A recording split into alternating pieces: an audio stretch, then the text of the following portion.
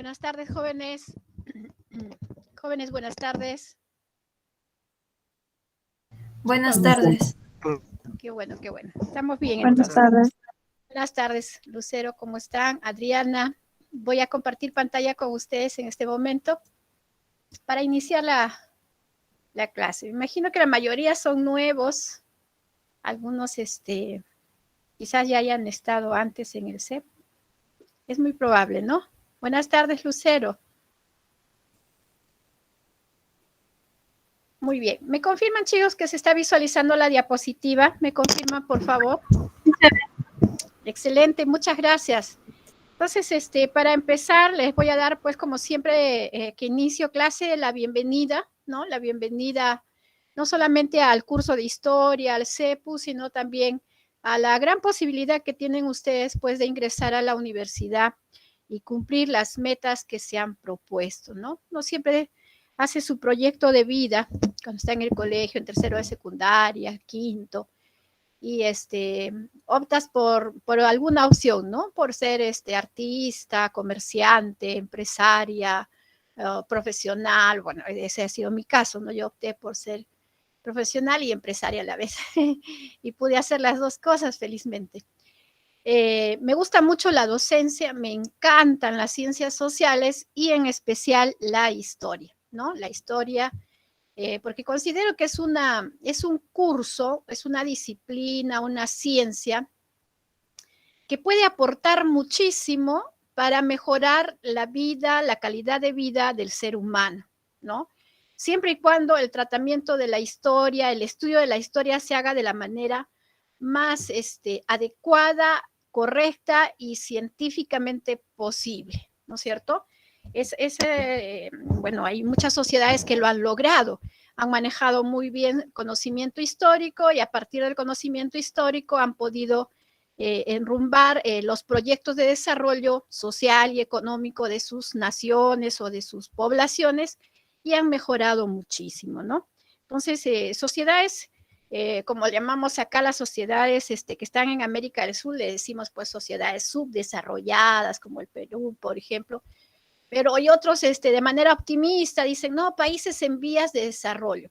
Bueno, como fuere, subdesarrollados, en vías de desarrollo, pero nos falta mejorar muchísimo, nos faltan mejorar muchos indicadores sociales, jóvenes, como por ejemplo la desnutrición, la delincuencia, la corrupción, el analfabetismo. Todavía tenemos un porcentaje pequeño cada vez, ese es bueno, pero todavía existe analfabetismo. Y hoy en día estamos pasando, jóvenes, a otro tipo de analfabetismo que ya también empieza a preocuparnos, y ese es el analfabetismo funcional, ¿no? Sabemos leer, pero no sabemos leer bien, y ese es un gran problema. Un gran problema a la hora de dar pruebas de comprensión lectora en el colegio, ¿no? Hemos visto las diferentes pruebas que se toman a nivel nacional, los estándares internacionales nos dejan un poquito bastante rezagados. Y también está el tema, pues, de que los problemas matemáticos, por ejemplo, implican una comprensión lectora y obviamente cualquier tipo de prueba implica una buena comprensión lectora, ¿no? Rehuimos a leer, nos cuesta leer, no nos gusta mucho leer. Generalmente no nos gusta mucho aquello en lo cual no somos tan buenos, dicen, ¿no? Aquellos que son buenos leyendo, entonces no tendrán ningún problema en leer, ¿no es cierto? Y las ciencias sociales, pues, te dicen que hay que leer, ¿no? Porque aquí en clases vamos a hacer, pues, en 2 horas, siglos y siglos de historia y hasta milenios de historia, donde yo voy a tratar de darles pautas básicas que de todas maneras necesitan ser un poquito apoyadas por una lectura que siempre debe ser, debe ir de la mano, ¿no?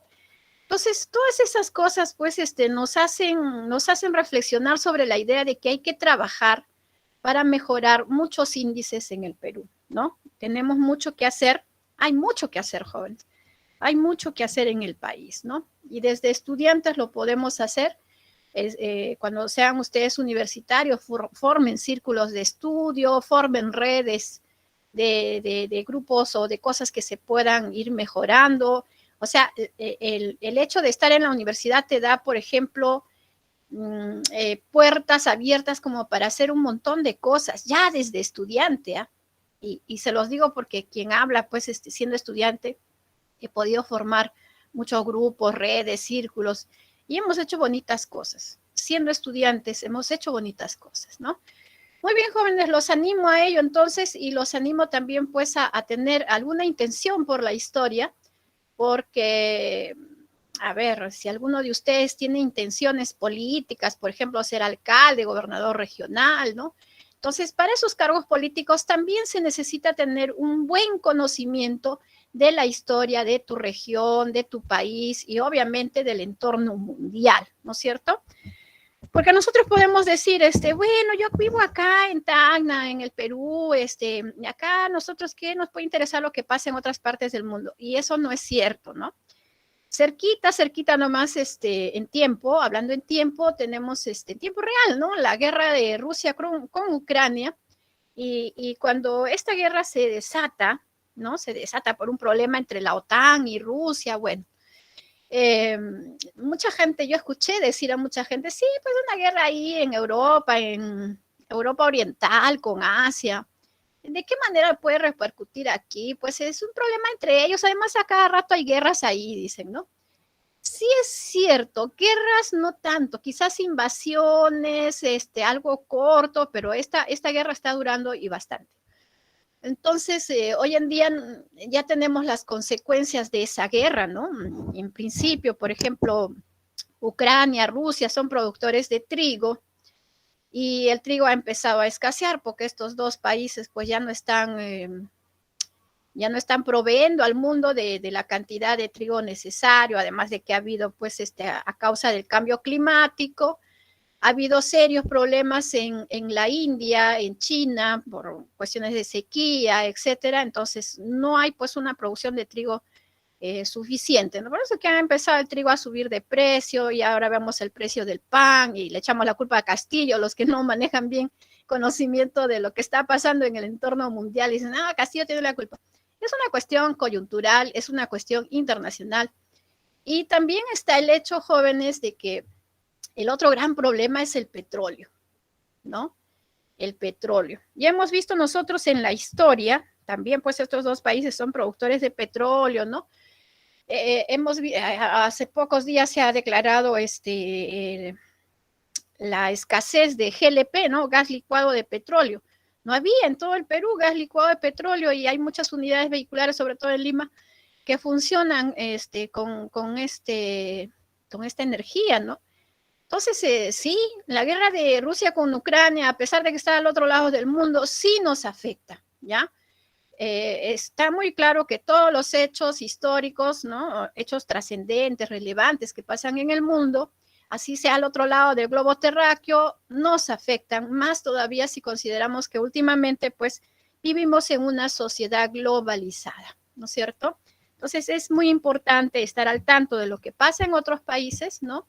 Como parte de su acontecer histórico y como parte de su realidad nacional también, ¿no? Mi nombre es Janet Cuevas Sánchez, soy licenciada en Ciencias Sociales, en la especialidad de Ciencias Sociales, ¿no? Dentro de ellas puede estar la psicología, la economía, la geografía, la historia y otras, antropología, tantas otras ciencias sociales que también me ha dado el gusto de poder enseñar en algunos lugares, ¿no? Pero como siempre les digo, la historia me encanta. Vamos a ver, ¿qué cosa es la historia? Pero vamos a empezar a hablar de la historia, jóvenes, desde su origen, ¿no? Desde su origen. A ver, yo acá ya les estoy dando algunas ideas. ¿Quién me dice dónde se originó la historia?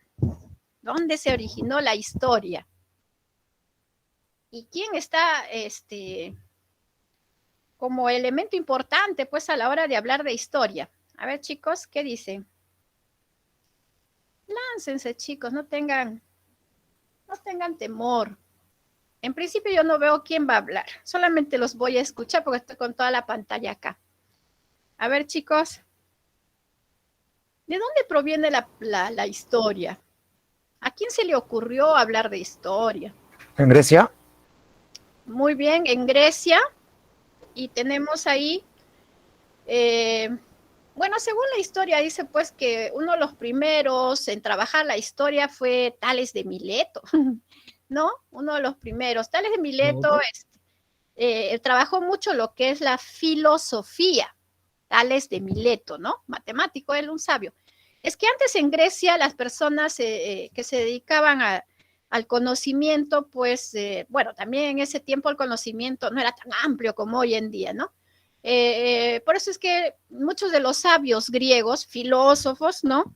Han sido sabios porque manejaban muchas ramas y muchos de los conocimientos de su tiempo, ¿no? Podías encontrar a un matemático que a la vez era historiador y que a la vez era filósofo y que a la vez era literato, etcétera, etcétera. Eran realmente sabios, ¿no? Entonces, uno de ellos, por ejemplo, además de Tales de Mileto, que comienza a ver la posibilidad de hacer un registro de los conocimientos, del desarrollo, de la evolución de los pueblos, de hacer un registro, ¿no? Hay otro que es obviamente conocido como el padre de la historia. ¿Quién es, jóvenes? Heródoto. Heródoto, ¿no? Heródoto de Halicarnaso. ¿Por qué es Heródoto de Halicarnaso? Porque él nació pues en Halicarnaso. Y es que antes, como no habían apellidos, cuando había la coincidencia en nombres, entonces se les ponía el nombre pues del lugar de donde vienen, ¿no? Y como Heródoto nació en Halicarnaso, que es un pueblo que existe ya no con ese nombre, sino con otro nombre, porque ahora ya no pertenece a Grecia, ese territorio, sino ahora pertenece a Turquía. Pero cuando nació Heródoto, eso pertenecía a Grecia, ¿no? Ese territorio, esa región pertenecía a Grecia. Entonces decimos que Heródoto, pues, es un griego. Entonces, ciertamente la historia, jóvenes, es una ciencia social, en primer lugar, social, ¿no? Porque en el centro de la historia, el motor de la historia es, pues, el hombre en conjunto, ¿no? El hombre en sociedad, porque el hombre solo no hace historia, nadie hace solo historia, ¿no? Siempre tiene que haber un grupo, un cuerpo humano ahí que te soporta, que te apoya y que te da sustento para poder hacer algo. Cualquier persona que ustedes nombren, yo les digo, detrás hay un gran grupo humano trabajando junto con esa persona, ¿no? Entonces, la palabra historia proviene de una voz griega, ¿ya? De una voz griega que unos dicen histopía y otros dicen historia o historeo también, ¿no? ¿Qué significa esta voz griega? Como ustedes saben, la mayor parte de las ciencias pues han nacido en Grecia, ¿no es cierto? La geografía, la filosofía, la psicología, algunos de los géneros literarios, algunos de los géneros de teatro y el mismo teatro también, y etcétera, etcétera, han nacido en Grecia, ¿no? Y es admirable que este pueblo, el pueblo griego, pues sea un pueblo tan creativo, sobre todo los atenienses, culto, creativo, avanzado, que inclusive, fíjense, mire, hoy día en día nosotros gozamos de la democracia, ¿no es cierto? Gracias a Dios tenemos como sistema político la democracia y esto nos trae muchos beneficios, ¿no es cierto? Siempre y cuando la democracia sea bien practicada, pues obviamente, ¿no? Y también allí en ese pueblo, en esos pueblos se ha originado conocimientos que sorprenden, ¿no? ¿Cómo es posible en esos años con tan poco adelanto tecnológico como los que hoy en día tenemos y que sí nos permite, por ejemplo, hace unos años se colocó en el espacio el telescopio, el Hubble, y nos permitió conocer varios detalles del universo que ya los filósofos griegos habían escrito en sospechas de esas existencias en el universo, ¿no? Como que también los griegos habían calculado, fíjense, los griegos habían calculado la esfericidad de la Tierra. Imagínense, cuando por muchos años se ha pensado que la Tierra, ¿no? Hasta ¿cómo se llama? lo que comprueba pues la esfericidad de la Tierra es el viaje de Colón, estamos hablando de 1492, ¿no? Hasta los años 1400 se creía que la Tierra era el centro del universo y que la Tierra era plana, ¿no? Hasta ahí, imagínense. Y cuando hablamos de los griegos, pues estamos hablando a pocas centurias de lo que fue el nacimiento de Cristo, ¿de acuerdo? Y ahí había un sabio que decía, pues, que había hecho un cálculo de cuál podría ser la esfericidad de la Tierra, el diámetro. Y no sacó, pues, obviamente la cifra exacta, ¿ya? No sacó la cifra exacta, porque hoy día sabemos con exactitud la esfericidad o el diámetro de la Tierra como esfera, pero estuvo bastante cerca, ¿no? Bastante cerca, sin telescopio orbital, sin satélites, sin etcétera, muchas cosas, ¿no? Imagínense, entonces la capacidad creativa de estos pueblos griegos, lo vemos pues en la mitología griega, en los dioses, en los personajes que tienen ellos, pues, por ejemplo, el Minotauro, el Centauro, etcétera, etcétera. Qué gran capacidad de creatividad, ¿no?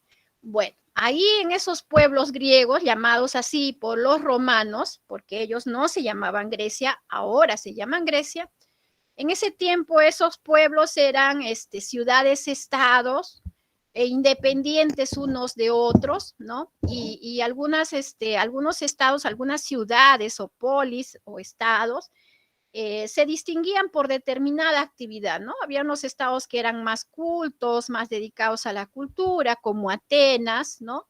Otros estados que se dedicaban a la guerra, como Esparta, por ejemplo, otros más a la agricultura, etcétera, etcétera, etcétera.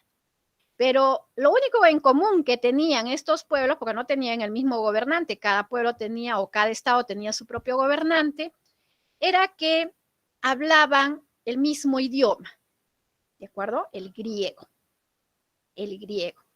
Por eso es que cuando los romanos conquistan a los griegos, ellos son los que le ponen ese nombre a ellos, ¿no? Los pueblos griegos, porque hablan un mismo idioma llamado el griego.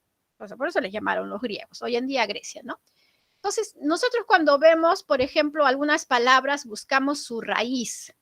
¿De qué voces proviene? ¿No es cierto? Economía proviene de voces latinas, es decir, de voces romanas. Oikos y nomos, muy bien. Historia proviene de voces griegas, de una voz griega, en este caso, ictopía o historia, ¿ya? La manera correcta de pronunciar es historia, ¿de acuerdo? Entonces, etimológicamente, porque estamos viendo la raíz de la palabra, el significado etimológico de historia, entonces sería información obtenida mediante una búsqueda o investigación. O sea, historieo significaba investigar, indagar, averiguar, ¿de acuerdo? Entonces, eso es lo que hacían los primeros historiadores, indagar, averiguar, investigar. ¿Sobre qué? Sobre el origen, el desarrollo de los pueblos, de las altas culturas como Egipto, como Persia, como los pueblos mesopotámicos, Babilonia, Caldeo, Asiria, etcétera, etcétera, etcétera. De esos pueblos que vamos a estudiar la próxima semana y que son pues lo que conocemos como las altas culturas de la antigüedad. ¿De acuerdo? Acá arribita, cuando ustedes se encuentren en la diapositiva, este símbolo significa que ahí hay un video, ¿no? Les estoy poniendo un video de refuerzo que se llama pues la historia, etimología, su origen, su concepto y para qué sirve la historia. Y generalmente les voy a poner videos cortos de 6, 7, 8, máximo 10 minutos, ¿de acuerdo? Máximo, en algunas cosas que sea necesario, ¿no? Para que ustedes refuercen lo que hacemos en clase. Ahora, acá les estoy poniendo una fotografía. Díganme ustedes qué cosa es esta fotografía, ¿de qué es? Es una foto, pero ¿de qué? A ver, chicos, ¿quién me dice? Chicos, ¿están ahí? Voy a hacer sesión de espiritismo. Chicos. Las escrituras cuneiformes. Así es. esa fotografía corresponde a una tablilla de barro, ¿no? Que obviamente está seca al sol, y que ahí pues hay unas representaciones que fueron hechas con unas cuñas de madera que tenían unos símbolos en un extremo y del otro extremo se golpeaba sobre el barro blando para tener pues ahí una imagen, ¿no? Y la combinación y la secuencia de esas cuñas pues dan lugar a un tipo de escritura, ¿no? Entonces, ¿cómo se llama esta escritura? Ya me han dicho ustedes, se llama cuneiforme, ¿no? Y acá, ¿qué tiene que ver la palabra sumerios? ¿Por qué estamos poniendo ahí sumerios? Son los que inventaron esa escritura, ¿no? Los cuneiformes. Así es, los sumerios son uno de los primeros pueblos, ¿no? Uno de los primeros grupos humanos que se desarrollaron en lo que vamos a ver en la próxima clase, en lo que es la región mesopotámica, ¿ya? Son pueblos mesopotamios. Llegaron los sumerios, después llegaron los babilonios, los caldeos, los asirios, después vinieron también los persas a invadir, después también vinieron los medos a invadir, ¿de acuerdo? ¿Por qué? Porque esta era una tierra, pues, muy buena para la agricultura, propicia para varias cosas. Entonces, había muchos pueblos que soñaban con conquistar ese fértil lugar, ¿de acuerdo? Entonces, los sumerios son los que van a inventar la primera forma de escritura. Ojo, no son los jeroglíficos la primera escritura que tuvo el ser humano, ¿de acuerdo? No son los jeroglíficos. Son los más famosos, los más conocidos, ¿ya? Y son casi tan antiguos como la escritura cuneiforme, pero la escritura cuneiforme es mucho más antigua que los jeroglíficos, ¿de acuerdo? Y ahora, ¿por qué es importante la escritura para la historia? ¿Por qué estamos hablando de escritura cuando nos toca hablar de historia? A ver.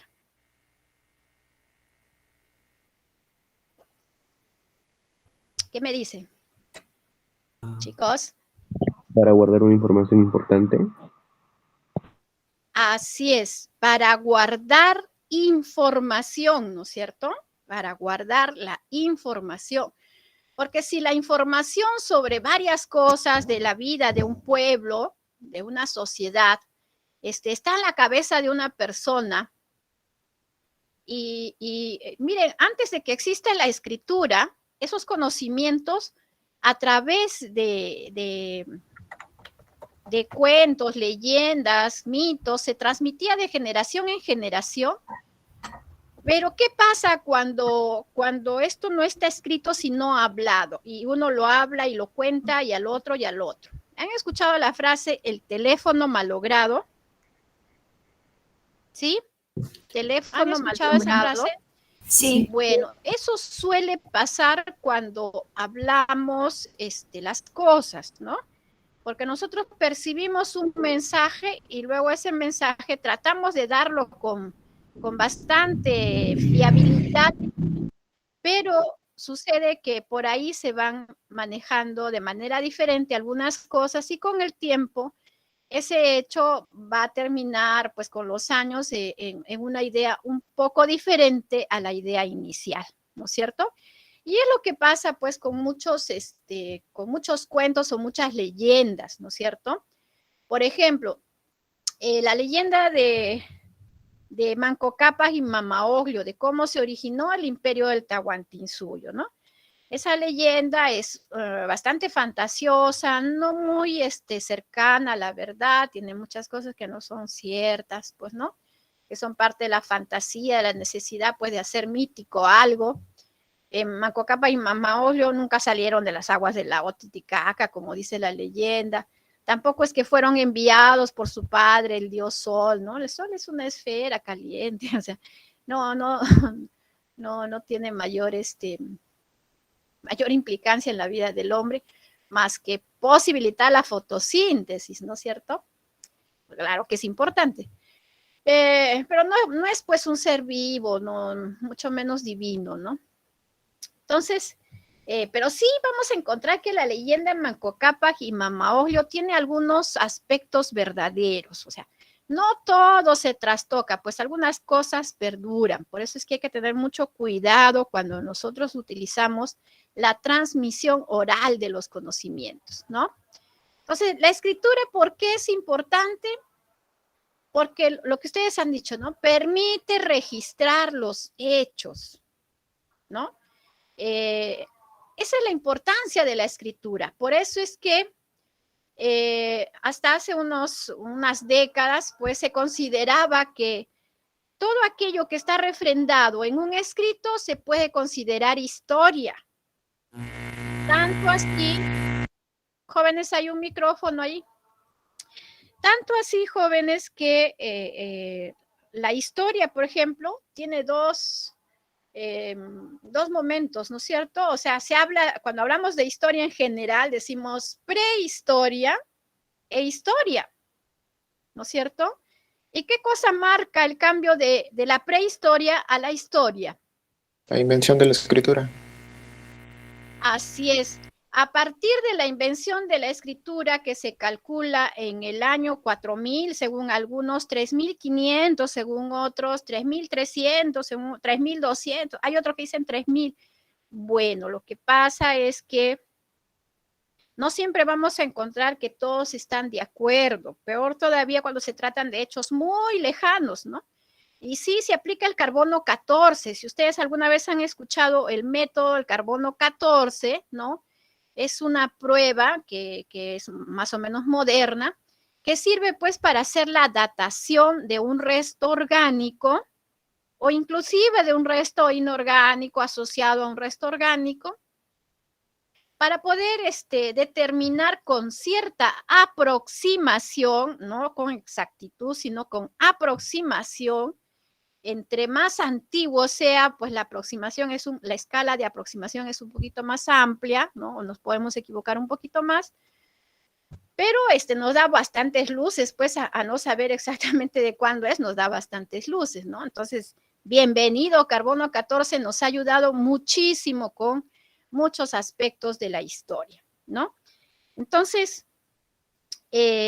hoy en día, pues, sabemos con las técnicas que hay, ¿no? Con un montón de técnicas que existen hoy en día, pues, sí es importante la escritura, por supuesto que sí, pero ya no es tan determinante para conocer el pasado, ¿no? Aún sin escritura, nosotros podemos reconstruir el pasado, podemos hacerlo, ¿no?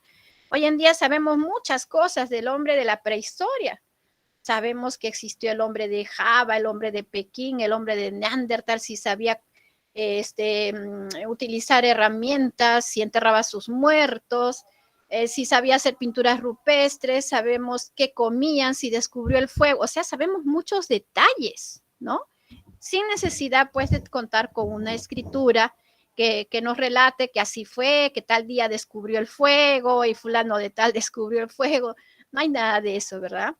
Pero aún así la escritura sigue siendo muy importante a la hora de trabajar historia hoy en día, ¿de acuerdo? Ahora, hace un momento les mencioné Heródoto de Halicarnaso, ¿no es cierto?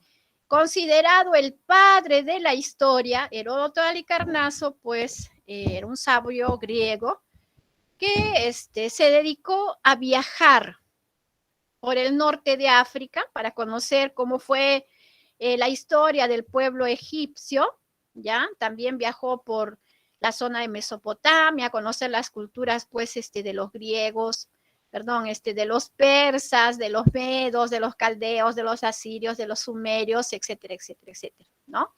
Entonces, él va a tener una producción histórica bastante nutrida, ¿de acuerdo? Por eso es que su obra se llama, ¿cómo se llama su obra? Ahí está en la imagen, a ver. ¿Cómo se llama su obra? Tiene varias, pero esta es la más conocida, ¿no? Los 9 libros de la historia. Así es, los 9 libros de la historia, que tenía otro nombre que no me acuerdo cuál era, pero se le puso los 9 libros de la historia porque eran 9 libros. Entonces, como eran 9 libros, los 9 libros de la historia, ¿no? Que hoy en día pues están compendiados todos en un solo gran tomo, ¿no? Ustedes pueden comprar, inclusive hay resúmenes, ¿ah? Hay resúmenes. porque si se leyeran el completo es un tremendo bodoque, pero hay muchas cosas muy interesantes. ¿Qué cosa era la historia para Heródoto? Heródoto decía que la historia era la memoria colectiva, ¿ya? La memoria colectiva que busca evitar la pérdida de los sucesos en el tiempo, ¿no? Y lastimosamente, jóvenes, pasó que la gente perdió su memoria colectiva, ¿ya? En el tiempo de la Edad Media, la gente había perdido su memoria colectiva. Los reyes, los faraones, en la etapa de la Edad Antigua, ya les, aparte de los griegos, pues, obviamente, ya les habían dicho que ellos que tenían derecho de gobernar, ¿no? Tenían derecho de quedarse con tus productos, de disponer hasta de tu vida, porque ellos tenían el poder que Dios les había dado por ser hijo de los dioses, ¿no? Todos los reyes, los emperadores, los faraones también decían que eran hijos, pues, de Dios. En el caso de los faraones, ellos decían que eran hijos del dios Amon-Ra, o sea, el dios Sol también, ¿no? El Sol está presente en varias sociedades como un dios principal, ¿no? Entonces, cuando en realidad no fue así, porque en el tiempo del humanismo, del Renacimiento, de la Ilustración, los filósofos de la Ilustración recuperaron esos conocimientos que dejaron los griegos de cómo es que se formaron estas altas culturas y de cómo es que estos grupos que ahora están pues en el gobierno, ¿no? En el tiempo de la Edad Media, en la Edad Moderna, estaban gobernando a otros, cómo habían adquirido la dominación sobre otros, ¿no? El tiempo del esclavismo, todo nos podemos explicar con estas recopilaciones de historia, como por ejemplo los 9 libros de la historia, ¿no es cierto? Entonces, felizmente, la memoria colectiva volvió al pueblo, ¿ya? Gracias a esos movimientos culturales del humanismo, renacimiento y luego la ilustración, y decidimos derrocar las monarquías, porque esas personas eran tan corrientes como cualquier otra persona, o sea, que tenían sangre azul, falso, que eran inmortales, falso, ¿no? Todo eso era falso, pues se aprovechaban de que no había memoria colectiva, ¿ya? ¿Y qué pasó con los escritos de Heródoto? ¿Dónde estaban todos estos escritos de historiadores griegos? Estaban escondidos, pues acuérdense que la Iglesia Católica, ¿no? Yo soy de la religión católica, pues nací en un hogar católico, no reniego de mi religión, pero de lo que reniego es de los que manejaban la religión en ese tiempo, ¿no es cierto?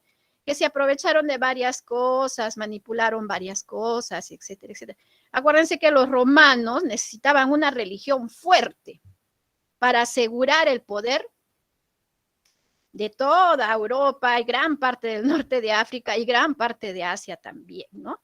Comienzo los romanos lucharon contra el cristianismo y después terminaron sucumbiendo al cristianismo y se dieron cuenta de que era mejor cambiar la religión que ellos tenían, que ya estaba perdiendo adeptos, y ganar esta religión y llevarla pues como una religión oficial por todo el mundo, ¿no es cierto?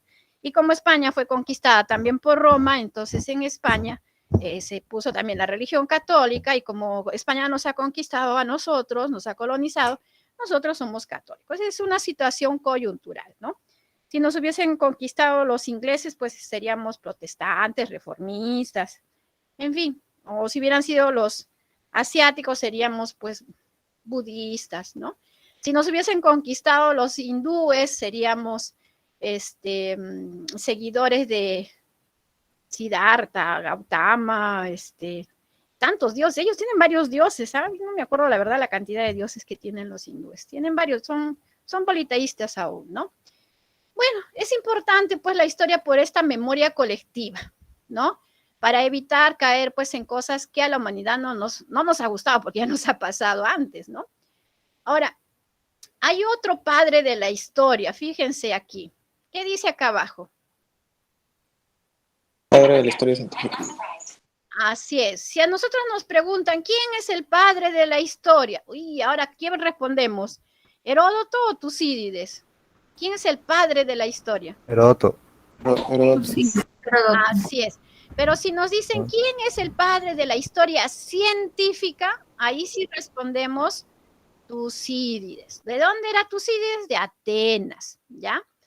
¿Cuál es la diferencia entre Tucídides y Heródoto? Lo que pasa es que Heródoto le hacía mucho caso pues a la mitología, a la religión, ¿no? Heródoto como que pensaba pues que el destino de los hombres realmente estaba guiado por los anhelos, los deseos o los caprichos de los dioses, ¿no? Esa es una etapa de Grecia, porque después Grecia va a tener otra etapa donde, ¿qué les importa a los dioses? Y si el dios no les satisface, se bajan la estatua y ponen otro dios. Caramba, dice, si los griegos se tiraban a sus dioses al suelo, ¿por qué no nosotros no vamos a bajarnos a un gobernante que no nos hace un buen trabajo? Porque para eso le pagamos, ¿no es cierto? En fin, lo que dice Tucídides, jóvenes, es que la historia, ¿ya? Lo que dice ahí les voy a decir con mis palabras, ¿ya?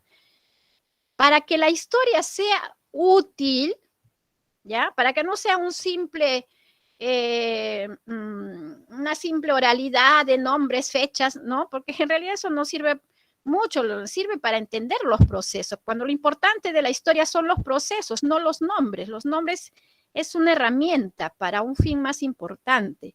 Y el fin más importante es evitar que los hechos se vuelvan a repetir y nos vuelvan a causar el mismo daño o un daño mayor.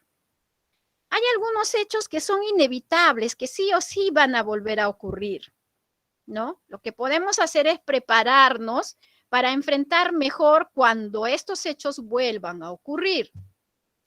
Dice, en realidad, Tucídides estaba bastante acertado, mira, a pesar de ser tan antiguo Tucídides, porque más adelante, siglos después, va a aparecer en Italia un historiador que va a decir el corsi y ricorsi de la historia, ¿no? ¿Qué cosa es el corsi y ricorsi? Es el curso y el recurso, que quiere decir que la historia es cíclica, ¿ya?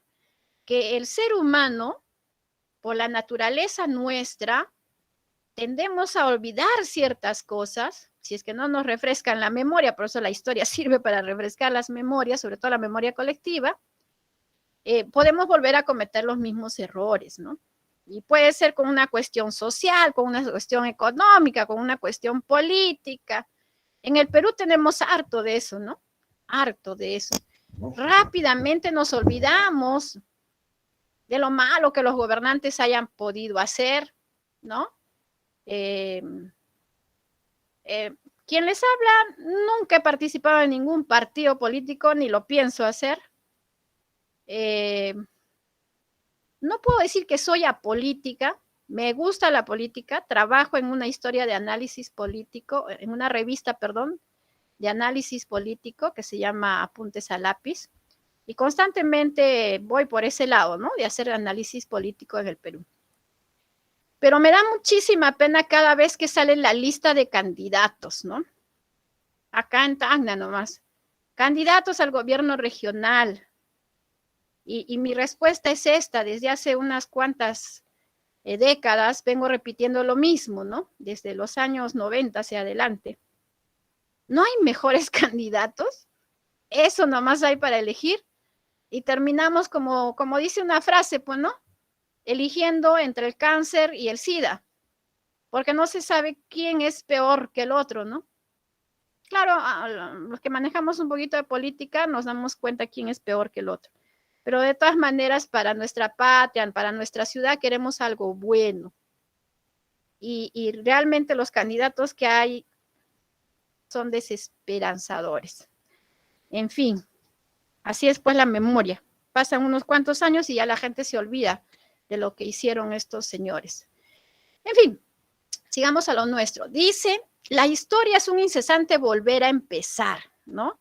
Si nosotros revisamos muchas cosas, cosas tan sencillas, por ejemplo, ¿qué cosa es una quebrada seca? Un lugar donde antes hubo un río.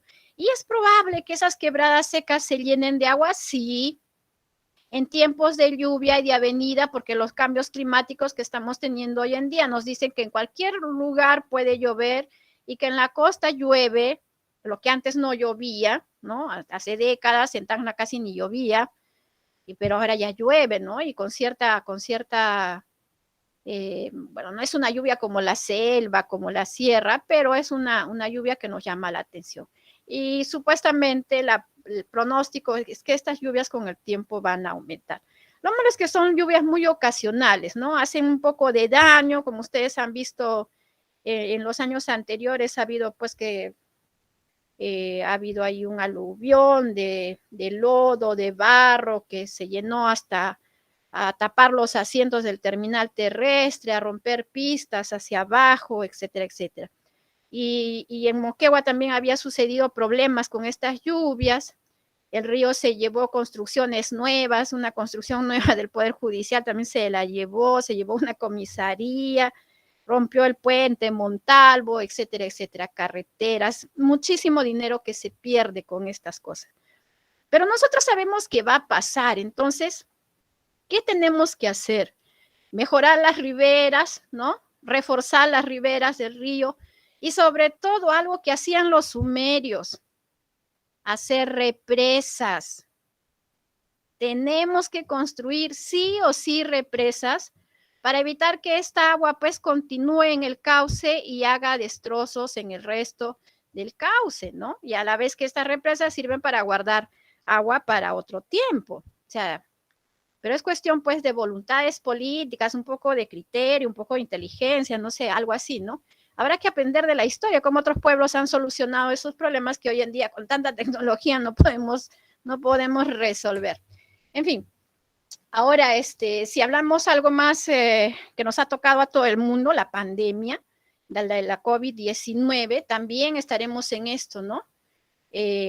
Nosotros como humanidad hemos pasado varias epidemias, la peste negra, la peste bubónica y enfermedades parecidas a la COVID-19 ha sido pues la influenza, porque son familia, la influenza y hace como 100 años, en 1918, la gripe española.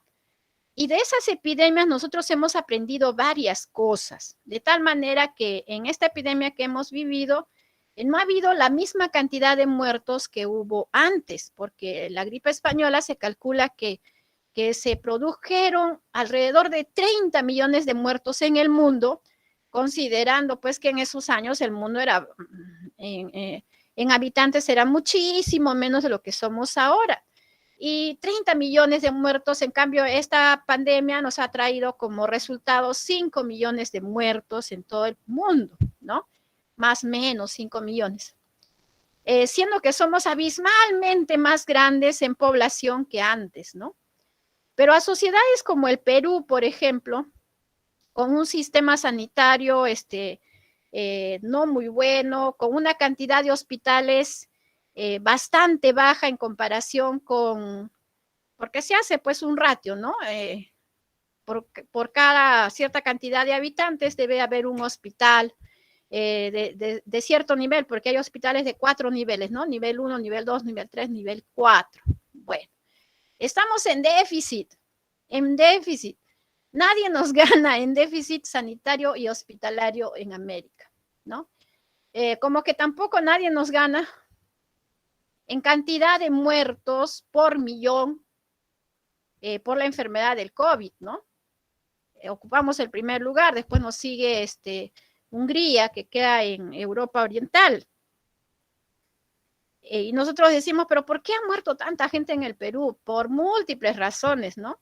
Un poco por la irresponsabilidad de la gente, la escasa seriedad de guardar las normas sanitarias, etcétera, etcétera, etcétera, por un Estado que no ha hecho lo que realmente tendría que haber hecho, porque durante gobiernos y gobiernos y gobiernos la corrupción ha impedido que se construyan la cantidad de hospitales suficientes.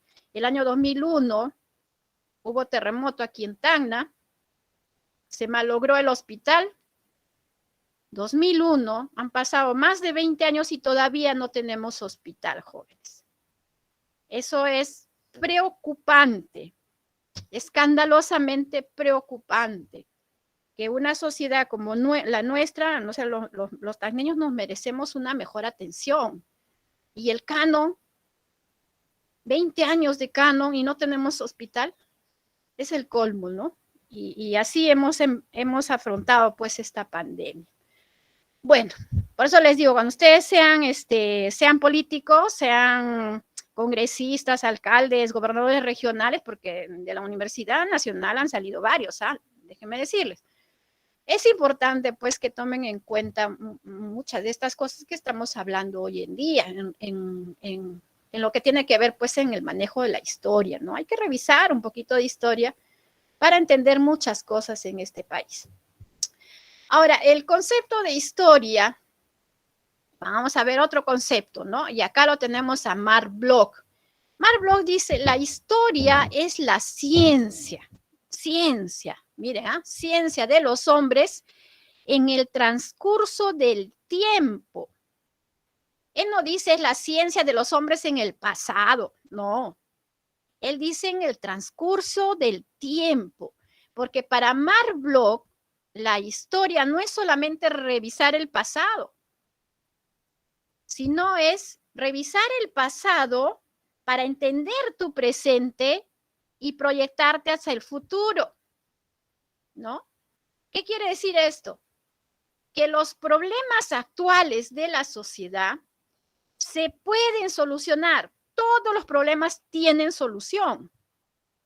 No hay ningún problema que no tenga solución. La matemática lo dice. Y la vida social es como la matemática. Lo que tenemos que hacer es ubicar el problema, revisar los antecedentes del problema, además de los síntomas, ¿no? Que son, cuáles son las condiciones o las características. Es como un enfermo, una sociedad es como un enfermo, ¿no? Entonces tenemos que ver cuál es la raíz, cuál es la causa raíz de por qué está la situación así, ¿ya? No es que tengamos que atacar la fiebre del enfermo. La fiebre se da porque hay una infección. Hay que atacar la infección con un antibiótico. Porque mientras tú le pongas pañito y le pongas antipiréticos al que tiene fiebre porque tiene una infección, puedes ponerle todos los paños que quieras y todos los antipiréticos que quieran, pero no se va a sanar. Porque lo que necesita es combatir la infección con un antibiótico. ¿De acuerdo? Lo mismo es en la sociedad. No se pueden tratar, vamos a poner un caso que nos atañe a todos, a ustedes, a mí, a mis hijos o a los nietos que voy a tener más adelante, ¿no? El sistema educativo peruano, ¿ya? Tenemos los índices más bajos de comprensión lectora. Y eso no le alegra, no se alegra a nadie. Tenemos los índices más bajos en cuanto a lectura de libros per cápita. ¿Ya? Hasta el año antepasado estábamos en 2 libros per cápita anuales. Es decir, que cada peruano lee 2 libros al año. Obviamente hay mucha gente que no lee ni un solo libro y habrán otros que leen 4, 5, 6, 7 libros. En mi caso yo me leo normalmente en una semana un libro, o cuando hago trabajos de investigación leo más libros todavía. Pero y habrá otros que no leen ni uno, ¿no es cierto? Y cuando comparamos nuestro índice de lectura con acá nomás cerquita, Argentina o Chile.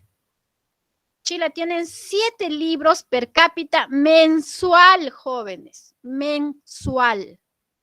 Nosotros tenemos 2 anual. Entonces, ¿qué es lo que pasa? ¿Por qué a los peruanos no nos gusta leer? Y me incluyo, claro que a mí sí me gusta, pero me incluyo porque yo soy peruana. ¿Por qué a los peruanos no nos gusta leer? Porque no comprendemos lo que leemos.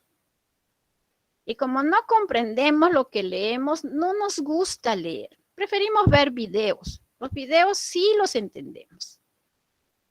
¿Cierto? ¿O miento?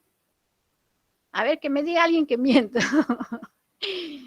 Y es que, si bien es cierto, hemos superado el índice de analfabetismo, o sea, la gente sabe leer y escribir, Lo malo es que no lo saben hacer bien, ¿no? Entonces, hay tipos de lectura. Los colombianos nos hablan de 6 tipos de lectura, ¿no? Que empieza por la fonética, que es, ahí dice la historia.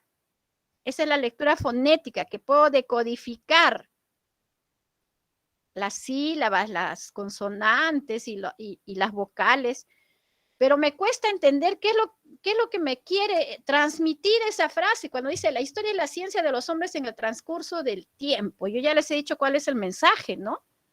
Es aquella ciencia de los hombres, pero no solamente pues en el pasado, sino en todo el devenir del tiempo, pasado, presente y futuro. Él habla de eso, ¿de acuerdo? Entonces, encontrar la razón a por qué están los bajos índices de lectura, porque a la gente no le gusta leer, porque a la gente no sabe leer, o sea, sabe leer, pero no entiende lo que lee, pues no hay lectura comprensiva. Y porque como no le comprendes bien, rehuyes. Lo que nos es difícil, nosotros rehuimos, ¿no? Esa es la naturaleza humana. ¿Qué hay que hacer? Pues hay que darle. Los problemas solamente se superan cuando los enfrentas, no cuando los rehuyes, ¿no? Y si ustedes piensan hacer una carrera universitaria con éxito, vayan agarrándole amor a la lectura, ¿sí? Eso es lo que les puedo recomendar. Vayan agarrándole amor a la lectura. Porque si no les gusta leer, vamos a estar en problemas, ¿de acuerdo? Es importante la lectura no solo para historia, sino para todo tipo de las ciencias que vamos a trabajar en el CEPU y cuando ustedes hagan la carrera, ¿no? Y yo les puedo decir cuál es la razón, así de simple. Me fijo en la historia y me doy cuenta, ¿no? Y luego hago sociología comparada, porque yo puedo decir, la mayor parte de los estudiantes en el Perú, ¿a qué hora salen del colegio? La mayor parte de los estudiantes en el Perú salen a mediodía, ¿ya? Y si ustedes le preguntan a sus abuelitos, a sus padres, si son un poquito viejitos, pregúntenles hasta qué hora estudiaban ellos. Y les van a decir que antes del gobierno de Velasco Alvarado, la gente en el Perú estudiaba tantas horas como hoy en día siguen estudiando en Argentina, en Chile, en Europa, en Estados Unidos, hasta las 3, 4, 5 de la tarde, ¿ya? Pero ¿por qué nosotros estudiamos solo medio tiempo? Por una necesidad que fue una necesidad de su momento. Velasco Alvarado lo que quería es que mayor cantidad de gente vaya al colegio, ¿ya? Que salgan de la ignorancia, que aprendan a leer y a escribir, que tengan la oportunidad de estudiar. Pero no había tantos colegios para albergar a todos estos nuevos estudiantes y la plata del Estado no alcanzaba para construir tantos colegios.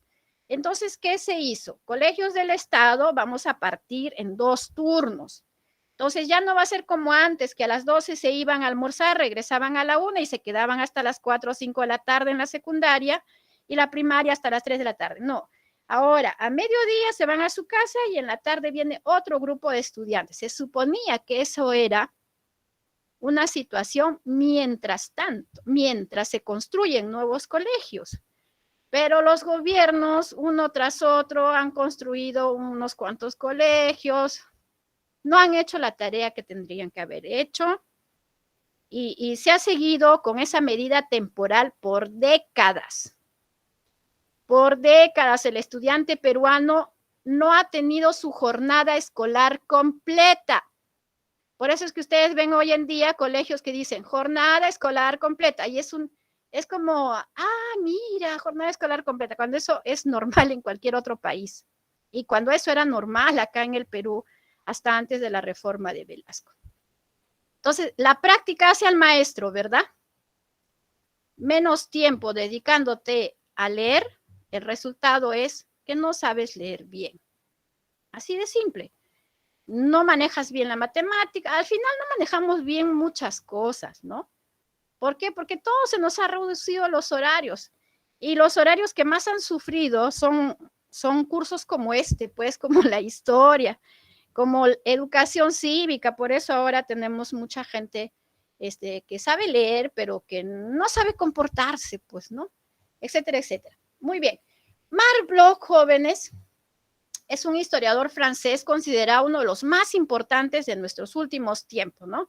Hace ratito hemos hablado de Heródoto, el padre de la historia, ¿no?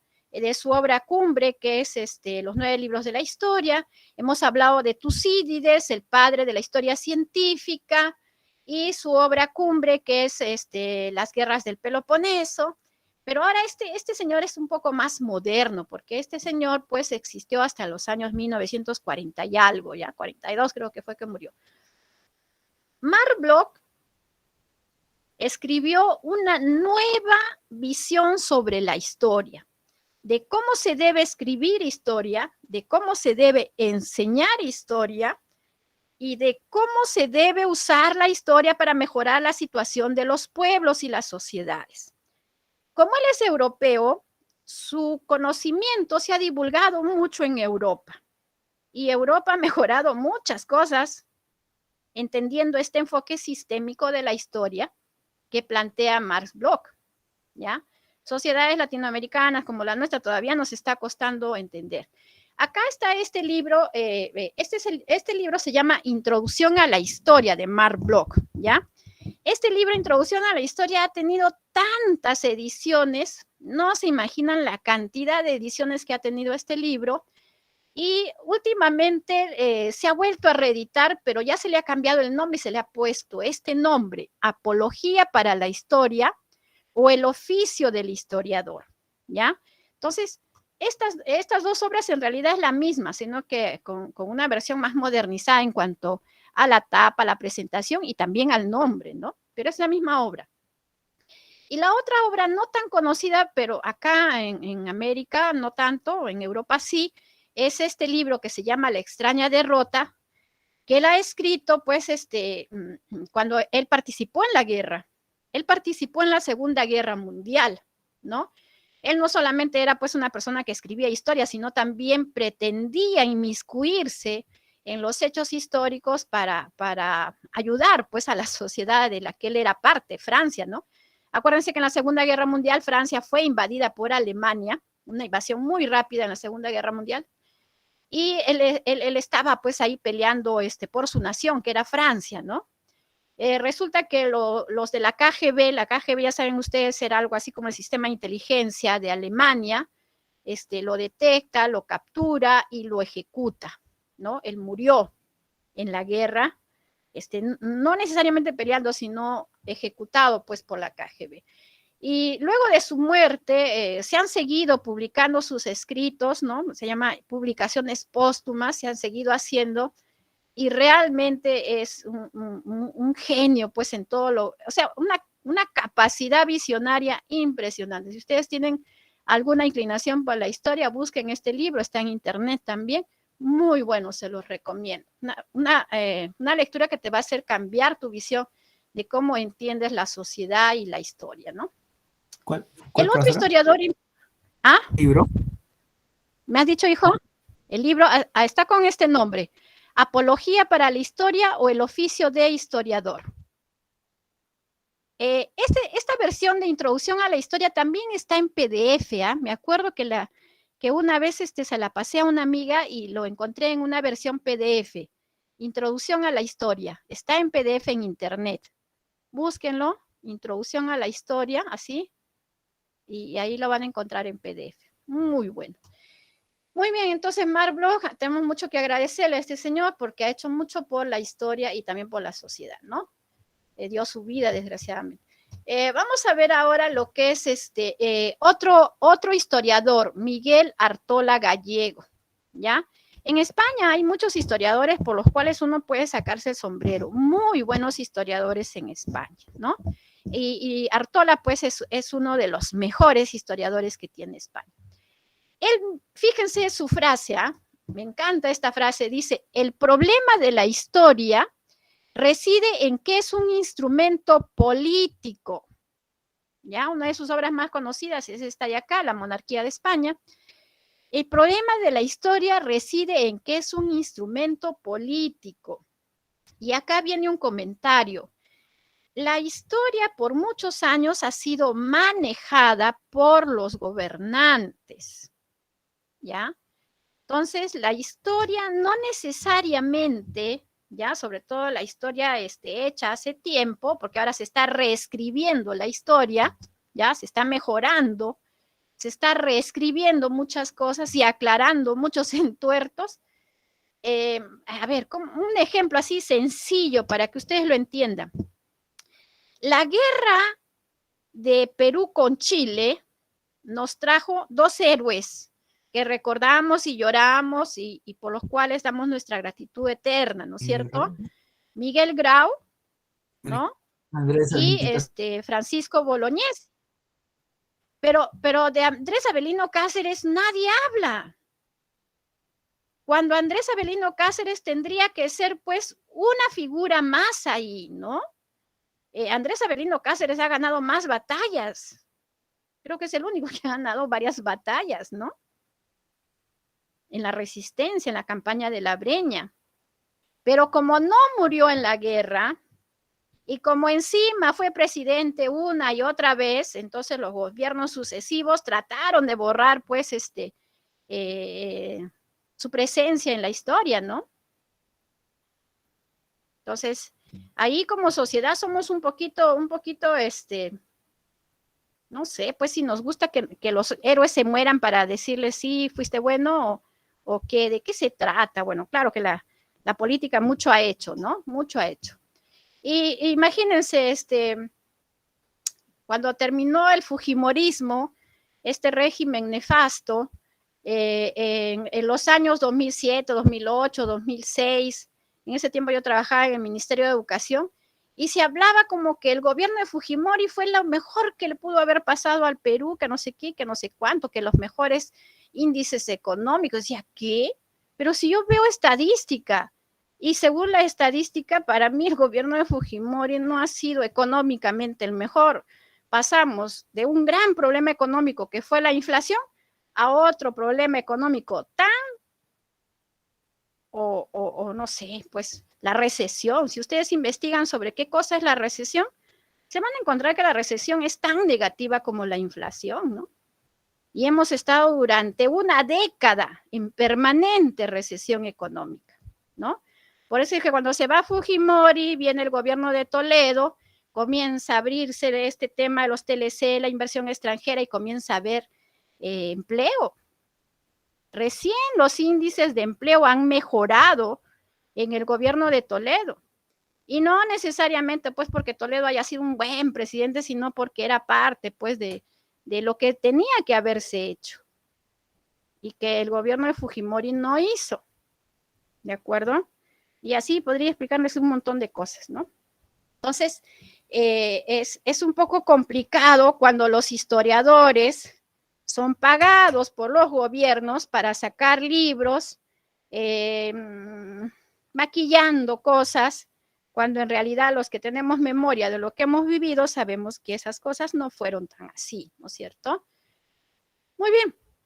Él dice, pues, la insuficiencia del relato, dice, ¿no?, de acontecimientos para esclarecer las interconexiones y de esta manera darle significado, determinó la ampliación del campo de la investigación histórica, hasta incluir en él no solo las actividades tradicionalmente consideradas como objeto de la historia, que por muchos años fue guerra y política. Y él dice, no, ahora hablar de historia es hablar de la totalidad de las actividades humanas, ¿sí? Porque con mayor razón hoy en día sabemos que las cosas sociales influyen sobre los temas económicos y que los temas económicos influyen terriblemente sobre las cuestiones sociales y también las cuestiones políticas, ¿no? Sin ser marxista, porque Carlos Marx decía, ¿no?, que todas las guerras tienen un trasfondo económico, que puede ponerse como excusa, como pretexto, una diferencia diplomática, o como la guerra con Chile, el Tratado de Alianza Defensiva, que esa fue la excusa, porque la razón era pues el tema económico. Marx decía que todas las guerras tienen un trasfondo económico y que lo demás pueden ser simples pretextos, ¿no? ¿Ya? Y que muchas de las actividades del ser humano están plagadas de intenciones económicas, ¿no?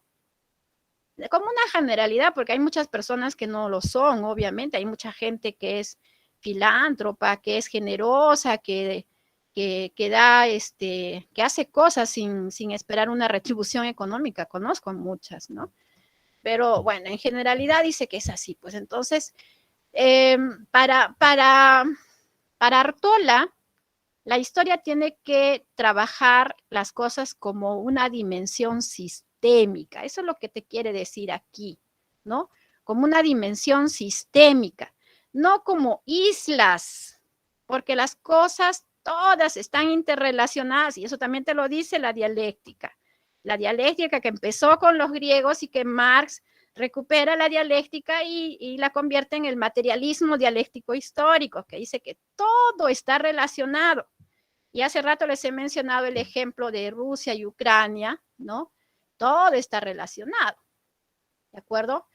Ahora, conceptos de historia. Hay un concepto de la historia como proceso que dice, lo que está en su separata, es el desarrollo social de la humanidad a lo largo del tiempo, ¿no?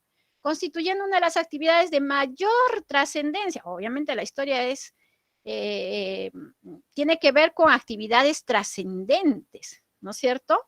Más abajo dice ciencia social que estudia los hechos históricos. Es que los hechos históricos, jóvenes, es el objeto de estudio de la historia, ¿ya? El objeto de estudio de la historia son los hechos históricos. Por lo tanto, estos hechos históricos, ¿qué son? Son sucesos, acontecimientos, pero relevantes, no cualquier acontecimiento, no cualquier suceso, tiene que ser relevante, es decir, de importancia para una sociedad, sea local, nacional o regional, ¿no? Por ejemplo, que se casa mi amiga este sábado, hoy día en la noche. ¿Con quién se casa? Ah, con su mejor amigo, pues que vive en su barrio. Es importante para ella, sí, para su familia también, claro, pero para la sociedad tagneña no mucho, para la sociedad peruana tampoco, o sea, eso puede pasar a la historia. No, pues pasará a la historia personal de mi amiga, pero no para la historia de Tacna, ¿no es cierto? Entonces, hablamos de hechos relevantes para una sociedad. Esos son los hechos históricos, ¿no? Ahora, con el fin de analizarlos e interpretarlos para construir un conocimiento que permita la comprensión del pasado de la humanidad. Una comprensión del pasado de la humanidad para proyectarlo pues hacia el futuro a través de una buena comprensión del presente, ¿no?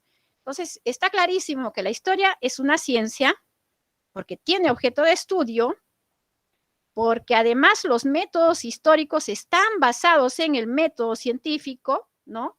Por eso es que a la historia ahora sí se la considera una ciencia, porque a la historia le costó mucho, como la mayoría de las ciencias sociales, le costó mucho adquirir la categoría de ciencia. Las ciencias puras, exactas, formales, naturales, rápidamente adquirieron la categoría de ciencia, pero a la historia le costó bastante tiempo poder ser considerada una ciencia, y una ciencia social, porque estudia pues al hombre en sus acontecimientos como grupo, ¿no es cierto? No estudia al hombre solito. Ningún hecho histórico tiene a un hombre solito, ¿no? Ustedes pueden decir, cualquier, Napoleón. Sí, pero Napoleón no tenía toda una legión atrás, no tenía toda una cantidad de seguidores y de segundas manos y etcétera que lo apoyaban y lo sustentaban. Entonces, pues, y todo un pueblo que también lo apoyaba, ¿no? Un hombre puede liderar, pero no va solo, pues. No hay una historia individual. Todas las historias, cuando hablamos de historia como ciencia, es grupal, es social, es de masa, es de sociedad, ¿de acuerdo? Importancia de la historia. Es importante, creo que con todo lo que les he dicho ya lo tenemos bien claro, ¿no? Conciencia colectiva. Generar una conciencia colectiva para orientarnos hacia lo que necesitamos. ¿Qué necesita Tacna? Agua. Entonces hay que luchar por los proyectos que traen agua a Tacna. ¿Qué necesita Tacna? Un hospital. Pues hay que luchar por eso, hay que pronunciarse, hay que hablar, hay que presionar a los grupos sociales, a los grupos políticos para conseguir ese hospital que Tacna necesita, ¿no es cierto? Memoria de la humanidad que lleva a cada pueblo a reflexionar sobre los valores y actitudes adoptados. Valores y actitudes adoptados, ¿no? Por ejemplo, ¿Por qué en el Perú somos tan machistas? Hombres y mujeres, ¿ah? No solamente los hombres son machistas, las mujeres también somos machistas. ¿Ya? Es muy común.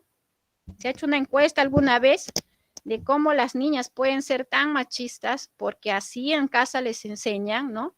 Por ejemplo, frases tan triviales como, oye, Lucianita, ya llegó tu hermano, sírvele la cena. Y alguna muchacha más avesada le dirá, oye, mamá, mi hermano tiene manos, se puede servir solito, ¿por qué le tengo que servir yo? No soy su empleada, ¿no? Pero esas son poquitas, pues, son poquitas, ¿no? Como que nos enseñan un poco eso. ¿Por qué decimos que la sociedad peruana tiene un alto índice de machismo? Porque las cifras lo dicen. Feminicidios, violaciones, golpes a la esposa, a la novia, al amante, lo que fuera. Los varones creen que las mujeres que viven con ellos son de su propiedad y pueden disponer de ellas. No todos, obviamente, habrán varones respetables, ¿no es cierto?, que sí son conscientes, pero hay una gran mayoría que no lo son, ¿no? ¿Y por qué les digo que las mujeres también estamos imbuidas de machismo? Porque, por ejemplo, vamos a ponerle un caso sencillo, ¿no? El otro día vi en las redes sociales el anuncio, pues, de la sirenita de color, ¿no es cierto? La sirenita de rasgos afroamericanos, ¿no? ¿Sí? ¿Sí? ¿Han visto? ¿O soy la única que ha visto en redes sociales? A ver, alguien que me comente. Sí, está muy bonito el trailer. Ya. Así está. Pero bien. los comentarios que han salido, yo me quedo sorprendida porque hay algunos, en Twitter, en Facebook, he visto unos comentarios terribles, ¿no? Que nosotros esperábamos una rubia con pelo rojo, no una negra, que no sé qué, que no sé cuánto. La han parado y la han sentado a la pobre muchacha, igualmente a la productora Disney, ¿no? Que tal por cual, que comerciales, que mercantilistas, que no les importa, que no sé qué, que no sé cuánto. Y yo digo, y cuando salió Aquaman, porque la mayor parte de estas chicas que comentan feo sobre esta morena, son mujeres, y son mujeres de acá, pues latinoamericanas, peruanas, argentinas, ¿no es cierto? Comentan en español. Y cuando salió Aquaman, este chico, no me acuerdo nunca cómo se llama, pero sí, es bastante atractivo el muchacho, ¿no? El nuevo Aquaman, con barba, australiano creo que es, o neozelandés, no sé de dónde es. Pero no es rubio, pues, ni blanco, ¿no? Es un poquito trigo, es de otra raza, ¿no? Y ahí nadie dijo nada, ahí no dijo, no, que cómo es posible que tiene que ser blanco y rubio con ojos azules como es el Aquaman de la historieta. Nadie dijo eso. ¿Se acuerdan? ¿O estoy equivocada? ¿Qué me dicen ustedes? Creo que por su actuación no dijeron nada. Porque actúa bien. ¿Y la morena no actúa bien? No la han visto todavía. Estrenó. Exacto, ni siquiera la han visto, no saben si actúa bien, que canta lindísimo, sí, porque ella es cantante y tiene una voz prodigiosa, pero, y esa es una de las razones por qué la han elegido, pues también porque Ariel canta, ¿no es cierto? Y la bruja Úrsula le roba la voz. Pero bueno, esas cosas pasan, ¿no? Y hay mujeres que dicen, yo nunca votaría por una mujer, prefiero votar por un hombre, dice. Se ha hecho encuestas también, ¿no? ¿Por qué elegir a una mujer en sociedades latinoamericanas es tan difícil? Siendo que la población que elige hoy en día, que es la mitad prácticamente son mujeres, e inclusive un poquito más, porque se calcula que hay 51% de mujeres votantes y 49% de varones votantes, ¿no? Entonces, si saliera una candidata mujer, bueno, Keiko no, obviamente, de ninguna manera.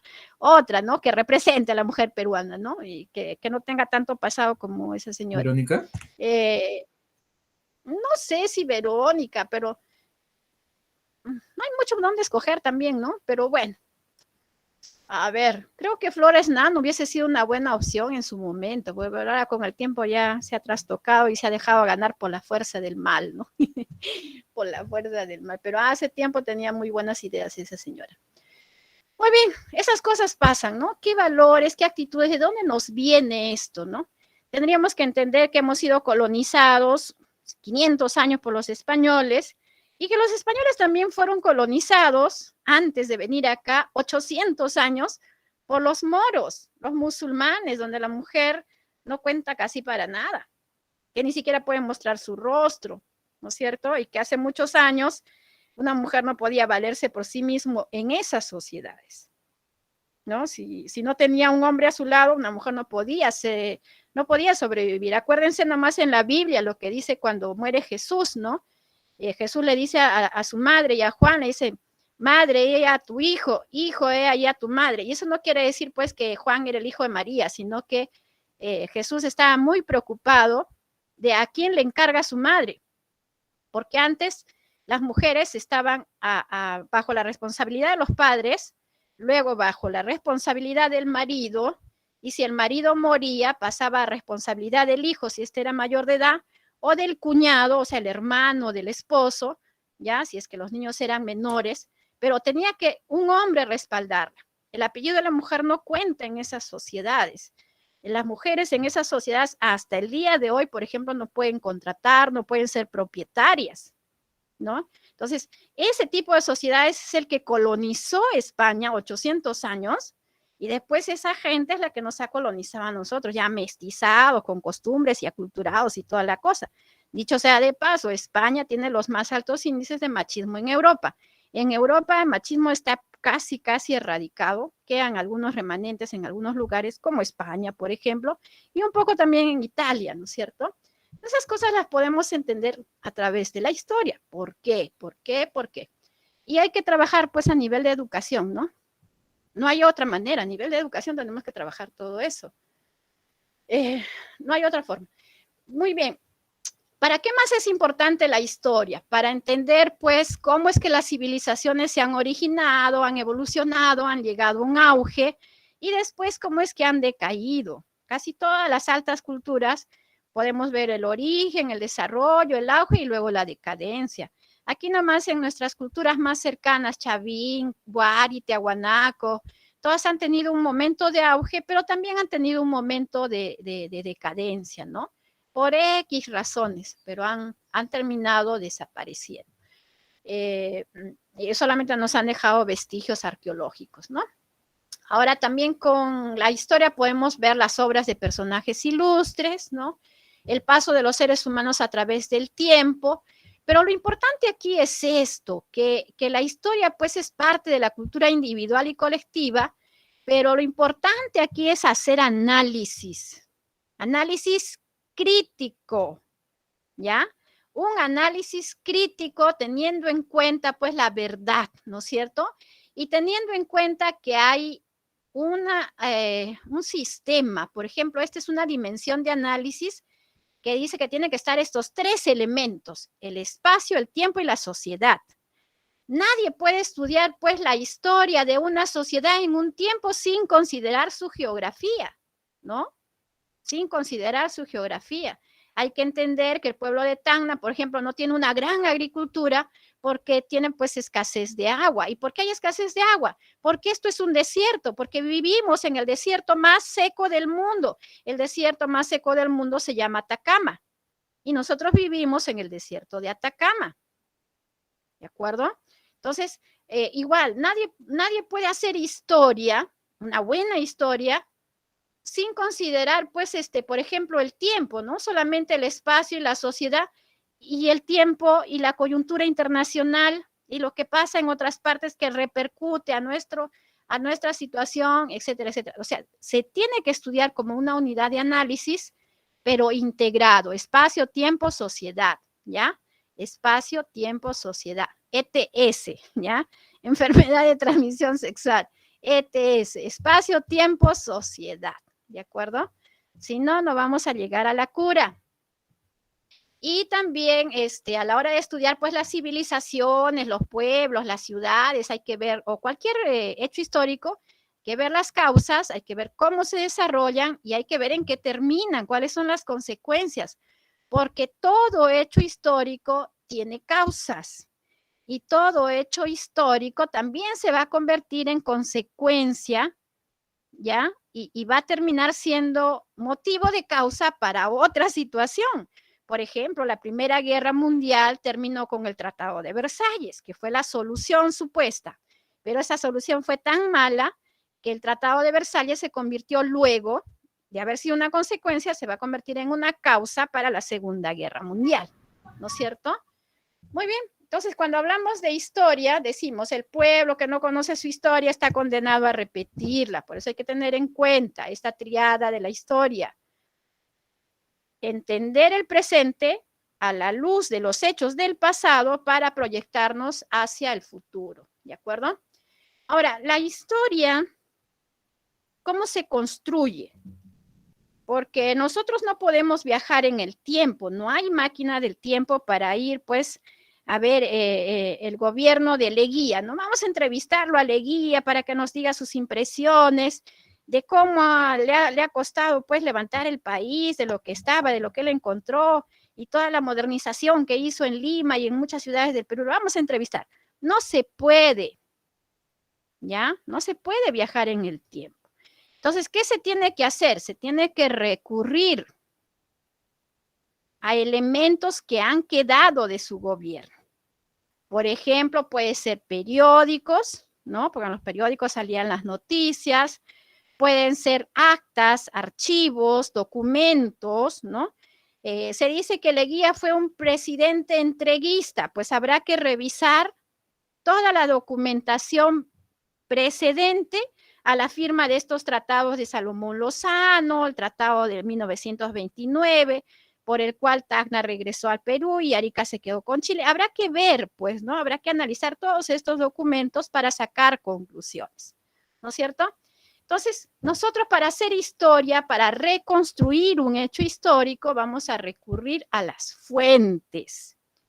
Es como los periodistas. Un periodista no puede lanzarse, o no debe, aunque lo hacen, estos periodistas que tenemos de mala monta hoy en día, que lanzan lo que sea, dicen sin haber comprobado, sin haber corroborado, ¿no es cierto? Lanzan y dicen cualquier tontería, y que puedo acordar un montón, ¿no? No, yo no soy fan de Bellido para nada, pero me dio mucha risa cuando dijeron, pues sacaron una foto los periodistas de que Bellido estaba ahí reunido con el Che Guevara y con guerrilleros, pues, de los años 70, ¿no? Cuando Bellido es casi de mi edad y para los años 70, pues yo era una cría que iba a jardín.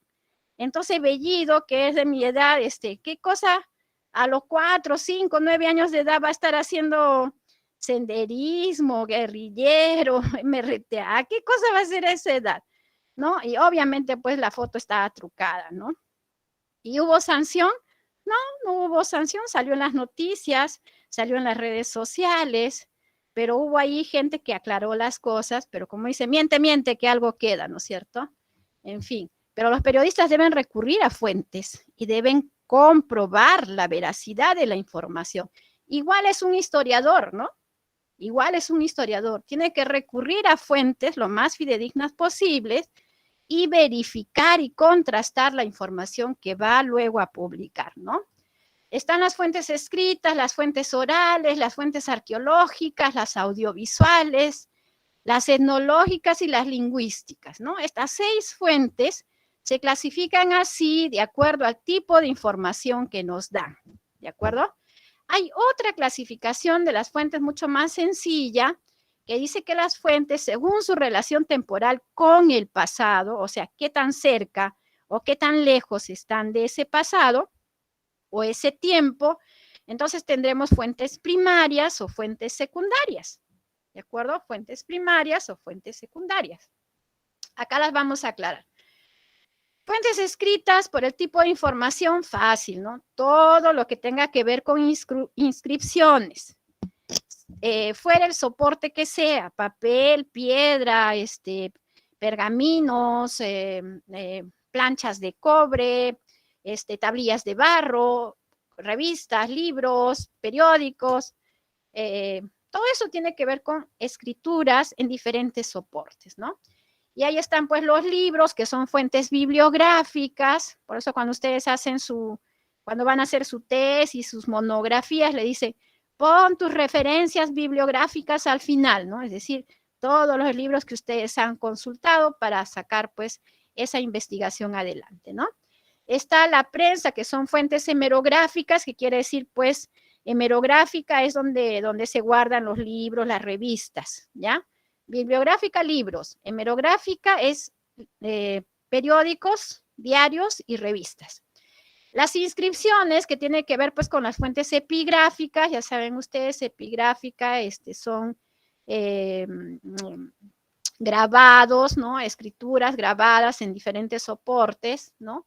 Sobre todo, soportes, como le llaman, de base dura, ¿no? Así se le llama la epigrafía, soportes, escrituras en soportes de base dura, ¿no?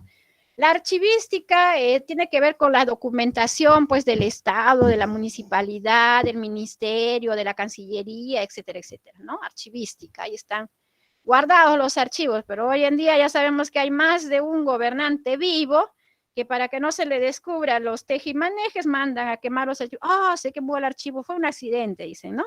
Y nuestro presidente Pedro Alan García hizo eso, quemó los archivos de la calle Venezuela en Lima, donde estaban pues ahí supuestamente los libros del Ministerio de Educación, pero no eran solo libros del Ministerio de Educación, eran archivos que tenían que ver con la licitación de empresas para la construcción de colegios, ¿ah? Y ahí se quemaron muchas cosas. Miren lo que hacen los presidentes, son unos sinvergüenzas algunos.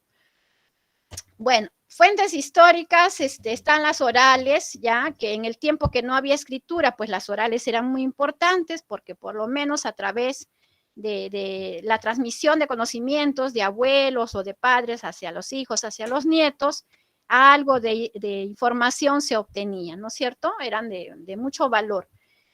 Ahora, cuando había escritura, seguían teniendo valor. ¿Por qué? Porque la población era analfabeta. A pesar de haber escritura, ¿no? La gente pues no tenía acceso a saber leer y escribir, ¿ya? Acá en el Perú, por ejemplo, la mayor parte de la población, que era indígena en un 90%, ¿no? Más o menos, no tenía acceso a la educación. Como las mujeres tampoco tenían acceso a la educación. Por eso es que teníamos pues niveles de analfabetismo tan altos, ¿no? Y nos ha costado décadas poder superarlos. Recién hace unas pocas décadas el Perú ha empezado a leer y a escribir. Hace pocas décadas los indígenas han tenido acceso a las escuelas, ¿no? Hace pocas décadas también las mujeres a partir de los años 60 hemos podido entrar a los colegios, ¿no? Y también nos ha costado, hemos sido uno de los últimos países en permitir pues que las mujeres vayan a la universidad, ¿no? Imagínense, qué terrible. Las tradiciones orales tienen que ver con eso, ¿no? Los testimonios. Lo malo es que lo oral, pues, con el tiempo se va, como les había dicho, teléfono malogrado, se va deformando.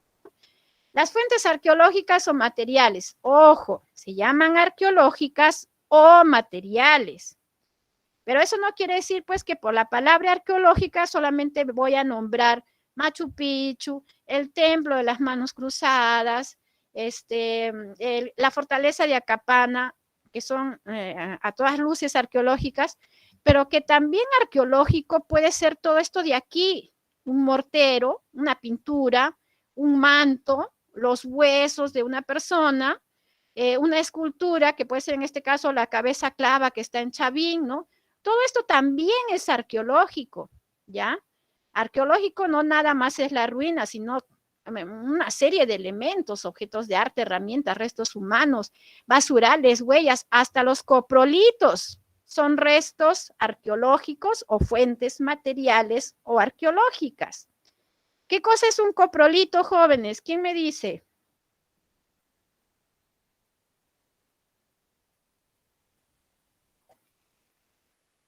¿Qué es un coprolito? Chicos.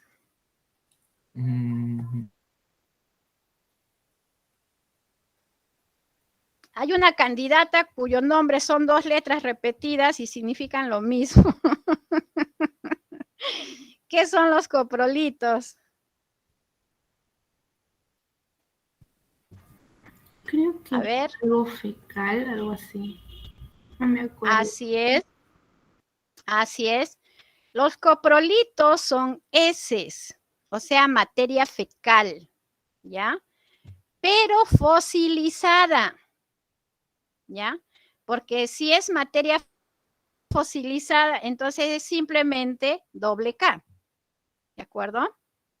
Para que sea coprolito, tenemos que hablar de heces fecales fosilizadas, que o sea, han estado mucho tiempo ahí y que le ha caído pues barro y lo ha mantenido más o menos en muy buenas condiciones, ¿no? Como para poder revisar pues ahí qué comía, maíz, trigo, bueno, si es antiguo no había trigo, ¿no? Había maíz, había tarwi, había quinoa, había kiwicha, caniwa, había muchas cosas que son muy buenos alimentos, ¿no?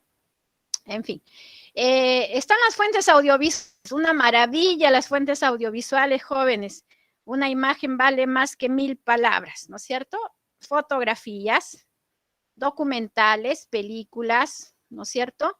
Emisiones de todas estas cosas que hemos mencionado a través de la radio, a través de la televisión, a través del cine, los documentales, de la internet. ¡Qué maravilla!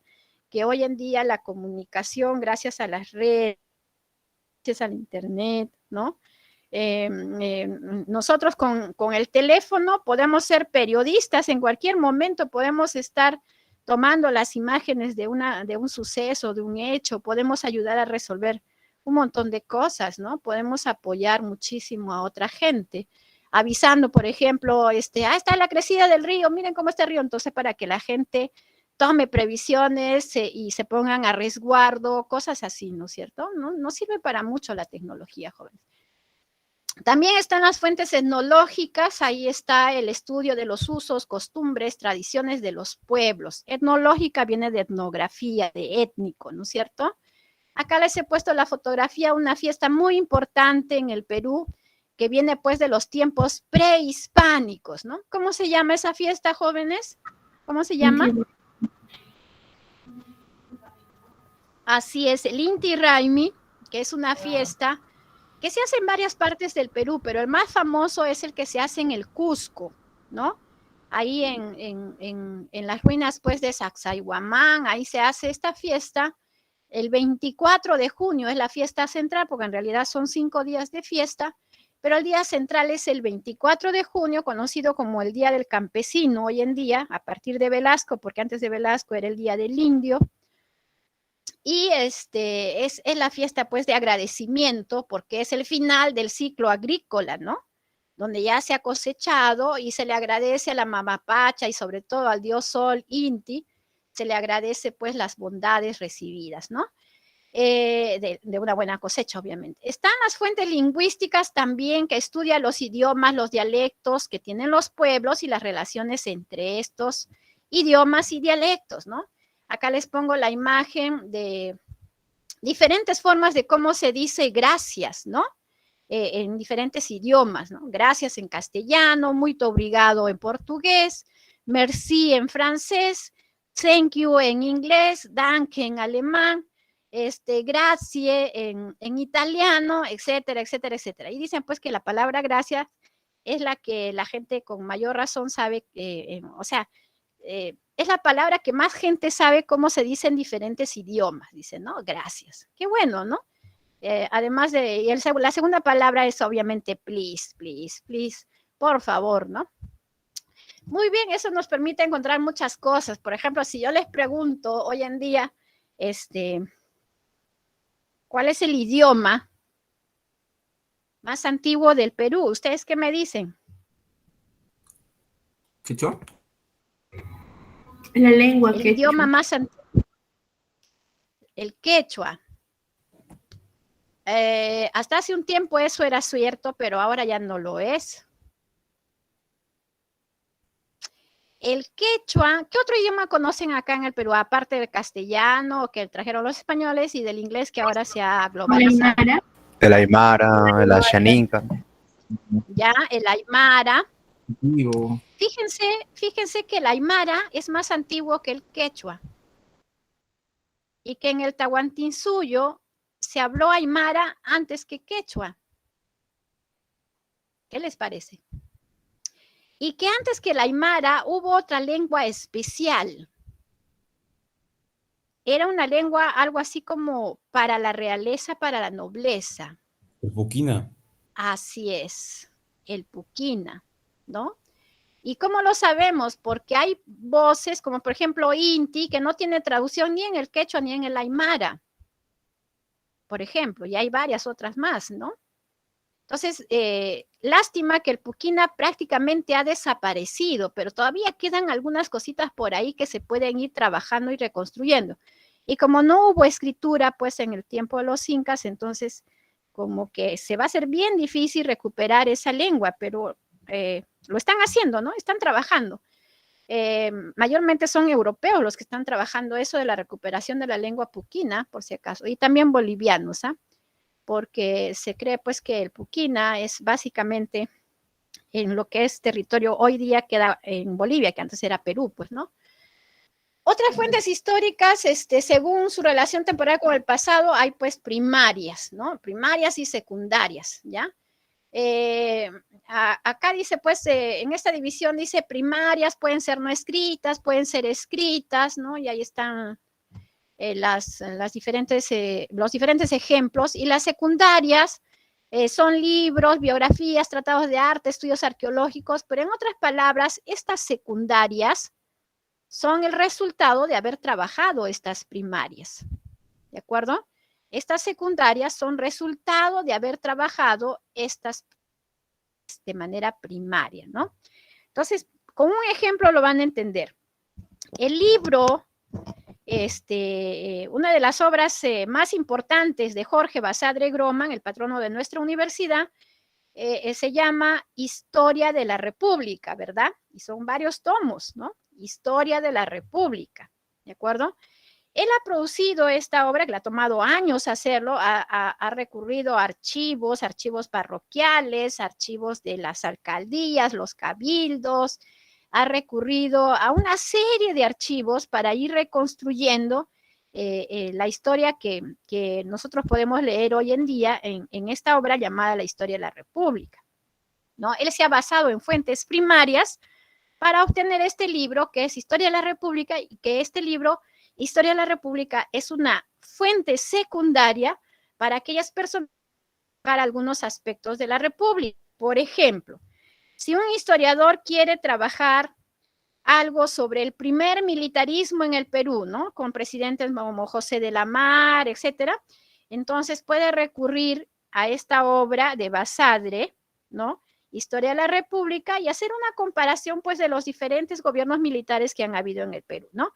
Gobierno, primer militarismo, segundo militarismo, tercer militarismo, y se habla inclusive de un cuarto militarismo, ¿no?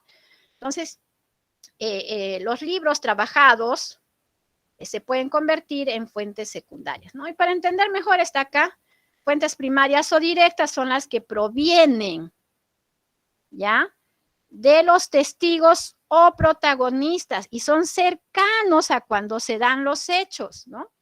Por ejemplo, las cartas. Un ejemplo, la carta que le envía Miguel Grau a la viuda de Arturo Prat, devolviéndole pues las pertenencias personales de Arturo Prat, ¿no? Luego de su muerte, ¿no? El diario de Ana Frank, una niña judía que vivió los horrores del Holocausto, o mejor dicho, de los campos de concentración nazi, que fue testigo de los holocaustos, ¿no? Los libros, pero ¿qué libros? Ojo, no confundan con estos libros enciclopedias, ¿no? Sino de esos libros que antes se usaban para registrar cosas, porque antes no había pues sistema, no había internet, computadora para registrar muchas cosas que hoy día se registran en el sistema, ¿no? Entonces, en ese tiempo todo se registraba en libros, ¿ya? Libros contables, donde se registraba pues las ventas de una empresa, de un negocio. Habrían libros parroquiales, ¿no? Donde se registraban los matrimonios, los nacimientos. Antes los nacimientos se registraban en las parroquias, ¿ah? Ya con el tiempo esto fue pasando a las municipalidades, porque inicialmente eran en las parroquias donde se registraban los nacimientos, ¿no?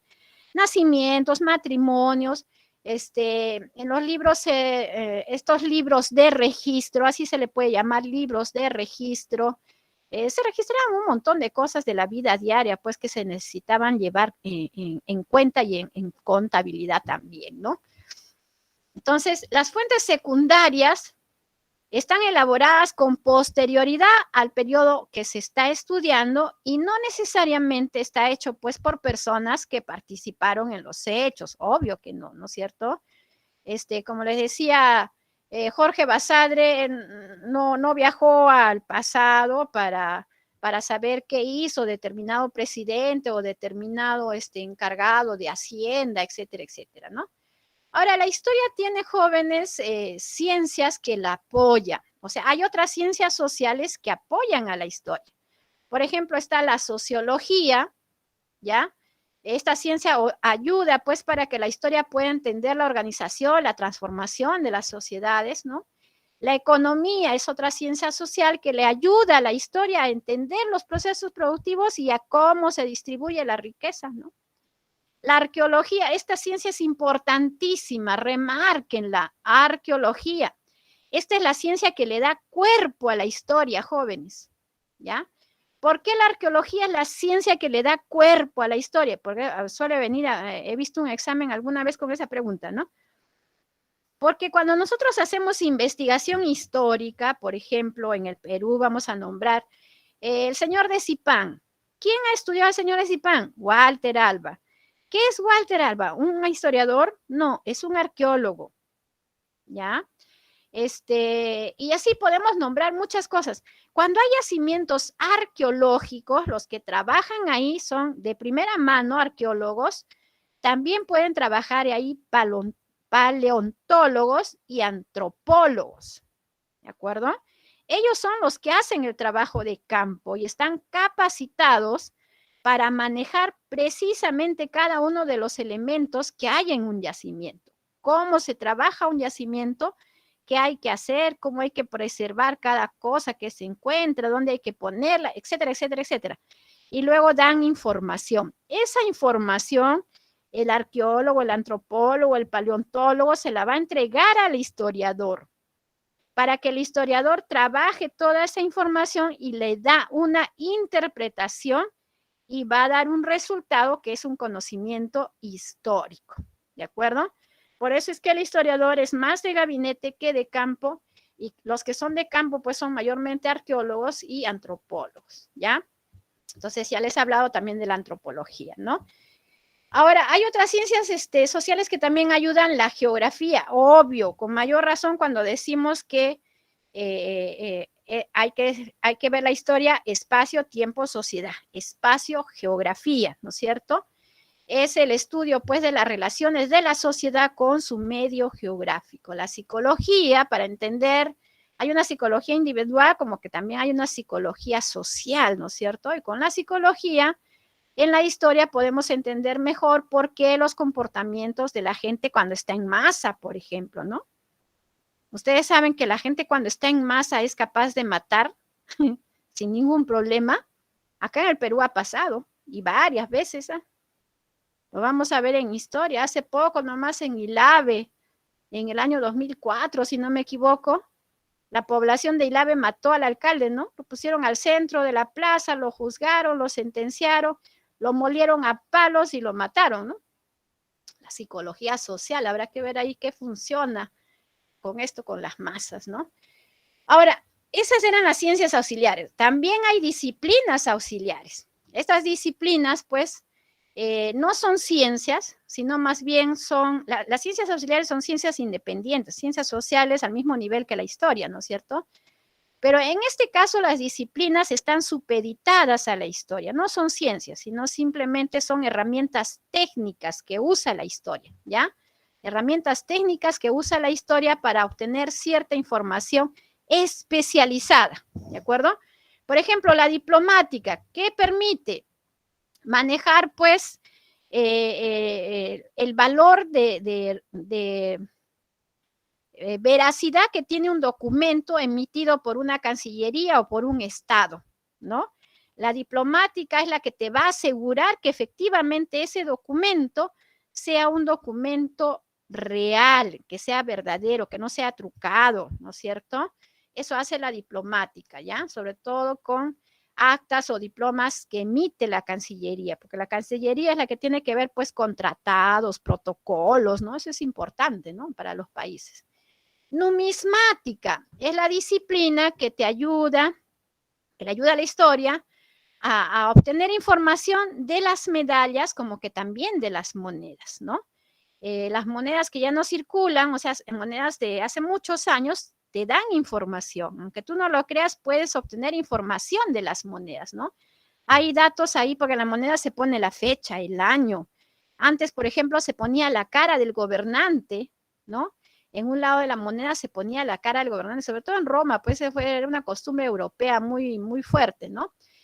La sigilografía es otra disciplina que te permite entender la veracidad de un documento emitido por algún rey, por alguna autoridad, porque acuérdense que hace muchos años, en la Edad Media, Antigua, no había pues firma, como hoy en día que tú agarras con el lapicero, haces un garabato, ya ahí está tu firma, ¿no? Y eso no había. Entonces, ¿cómo hacía la gente, el rey o el papa, para emitir una bula, una resolución, etcétera? ¿Cómo hacían? Claro, escribían y luego lo sellaban, ¿no? Acuérdense, agarraban la velita, ponían ahí el lacre que se derretía con el calor, luego caían en gotitas sobre el papel y luego el gobernante con un sello que podía estar aparte o ser un anillo, porque había también sellos en los anillos, ponían el anillo, el sello encima del lacre y cuando este lacre ya había enfriado, le retiraban el sello y quedaba ahí pues la impresión, ¿no? Sigilografía tiene que ver pues con una inscripción un poco secreta, ¿no? O sea, que estos sellos no sean pues de manejo de gente, ¿no? Sino que sea un sello especial. Que solo manejan los reyes, pues, ¿no? Según su cargo también. La paleografía, paleo, antiguo, grafía, escritura, signos, inscripciones, eso significa. Entonces son las formas y evolución de la escritura que incluyen los materiales o soportes, pero en su mayoría cuando hablamos de paleografía son materiales o soportes blandos, ¿no? ¿Ya? En cambio, en la epigrafía, las inscripciones son en base dura, puede ser madera, puede ser piedra, por ejemplo, ¿ya? Y la criptografía es la disciplina que te ayuda a descifrar códigos un poco complejos, ¿no? Porque dice, está encriptado, no es fácil de codificar, como los jeroglíficos, por ejemplo. Los jeroglíficos no fueron nada fácil de encontrar el código, ¿no? De la escritura demótica se pudo hacer, de la escritura hierática también se pudo hacer con cierta facilidad, pero la jeroglífica fue bien difícil, se logró, pero fue bien difícil. ¿Por qué? Porque los faraones guardaban muchos conocimientos en ese tipo de escritura para que nadie más lo conociera, porque en esos conocimientos, en esa escritura, eran conocimientos que le daban poder al faraón, ¿no? Como cómo predecir los eclipses solares, cómo predecir la crecida del río Nilo, eso le daba poder al faraón, ¿no? Genealogía tiene que ver pues con el árbol genealógico, dicen, ¿no? A armar una afiliación de seres humanos, ¿no? ¿Quiénes son los papás de los papás de las mamás? Y así voy armando mi árbol genealógico. ¿Para qué servía esto? Para hacer pues los linajes, las dinastías, ¿no? ¿A quién le corresponde ser rey? ¿A quién no le corresponde? No es el linaje, no le corresponde. Por ejemplo, dicen que la reina Isabel no debió haber sido reina de Inglaterra, ¿no? Eso fue una suerte para ella ser reina de Inglaterra, ¿no? Porque a quien le tocaba ser rey era al tío de Carlos, ¿no es cierto?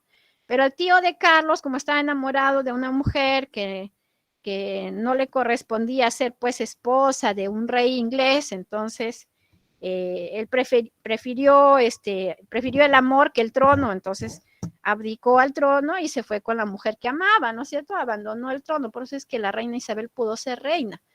Bueno, eso tiene que ver pues con linajes, con dinastías, por eso la princesa Diana también se tuvo que casar con el rey, con el príncipe, ¿no? Carlos, porque por la dinastía que ella tenía era pues, pero bueno, eso terminó mal, ¿no? Terminó mal. La heráldica, ¿qué es? Es la disciplina que te ayuda a estudiar los símbolos que hay en los escudos familiares, en los escudos reales que habían antes. Por ejemplo, antes cada familia con un apellido tenía detrás del apellido estaba un escudo, o sea, no había familia que no tuviera un escudo, ¿no? Los Villegas, los Ladrón de Guevara, esos apellidos españolísimos, pues, ¿no? Esos apellidos, todos estos tenían un escudo y lo ponían en el centro, a la entrada de la mansión o el palacete que tenían, ¿no? Ahora, ¿qué son los blasones? Son los elementos que forman parte del escudo, ¿ya? Los blasones, que son símbolos que están en el escudo, ¿no? O sea, el conjunto más grande es escudo y dentro del escudo están los blasones, que son los símbolos, parte del escudo, ¿ya? Los elementos o símbolos del escudo son los blasones. La filología te permite entender la cultura a través de la lengua o idioma. Filo tiene que ver con hablar, ¿no? Y la vexilología, banderas, entender las banderas. También puedes sacar mucha información de las banderas. Por ejemplo, yo les voy a poner una tarea, ¿ya? Fíjense en las banderas, por ejemplo, de Turquía, ¿ya? De las banderas de estos países de Oriente Medio, y fíjense qué cosa en común tienen estas banderas. Como por ejemplo acá en América del Sur, ¿no? Ustedes ven la bandera de Colombia, ven la bandera de Venezuela y la bandera de Ecuador, ¿ya? Y una vez que vean esas tres banderas, también díganme qué cosa han encontrado en común y por qué tienen estas cosas en común. Y eso me van a contar en la próxima clase, ¿de acuerdo? Cronología, líneas de tiempo, calendarios, datados por el método carbono 14, una maravilla. La cronología también es los ojos de la historia, ¿no? Espacio, tiempo, sociedad. La historia sin la cronología no sería posible, porque para la historia es importante ordenar los hechos en el tiempo para poder sacar conclusiones. Si no lo ordenas los hechos, bien confuso puede ser la interpretación de la historia, ¿no? Es importante la cronología. Acá les he puesto algunos dibujitos, díganme ustedes, y con esto terminamos, chicos. Uy, ya me pasé de la hora. Este dibujito, ¿a qué disciplina se refiere? Ahí está fácil. El de acá arriba. Podría ser, pero como ahí tiene algo que dice diplomatic, entonces será la diplomática, muy bien. Acá, ¿qué vemos? Un escudo, ¿no? La vexilología. ¿No? Vexilología es banderas. Bandera. Heráldica, ¿ya? Heráldica, ¿ya? Y acuérdense, jóvenes, también que en los años pues de la Edad Media, los escudos de las familias recibían elementos según los logros que tenían. Entonces esos logros se llamaban logros heráldicos y eran compensados y se agregaba un símbolo más a su escudo, ¿ya? Logros heráldicos, y ahí viene la heráldica. Y esto de acá, ¿a qué disciplina corresponde? Epigrafía. Así es, epigrafía, porque está hecho en una base dura. ¿Qué es?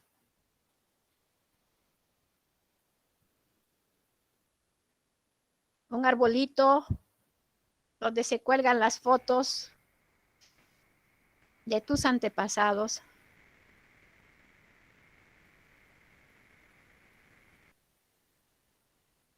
La genealogía.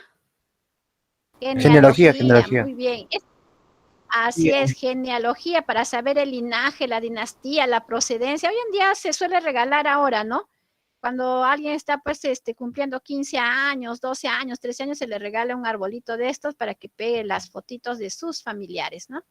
Y haga pues ahí su arbolito genealógico. Y acá, esto. La numismática es la numismática. Así es, la numismática. Hoy en día mucha gente, así es, mucha gente en el Perú ahora es pues coleccionista de la numismática, de las monedas que han salido en estos tiempos, ¿no? Hasta yo tengo mis colecciones ahí de las últimas, hace como 20 años que vengo coleccionando monedas peruanas. Ya, y esto de acá. Filología. ¿Ah? Paleografía. Paleografía, ¿no? Paleografía, muy bien. Muy bien, jóvenes, en la próxima clase continuamos, ya nos falta muy poco.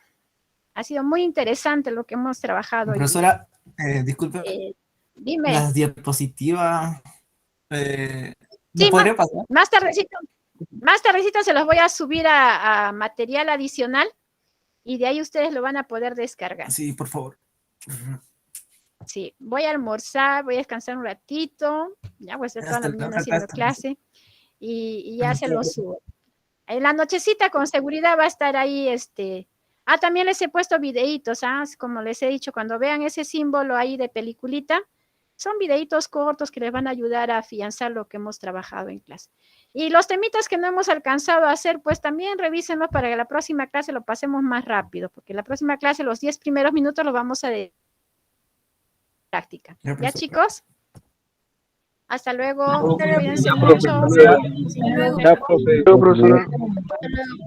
Hasta luego, chicos. Cuídense. Igualmente, muchas gracias.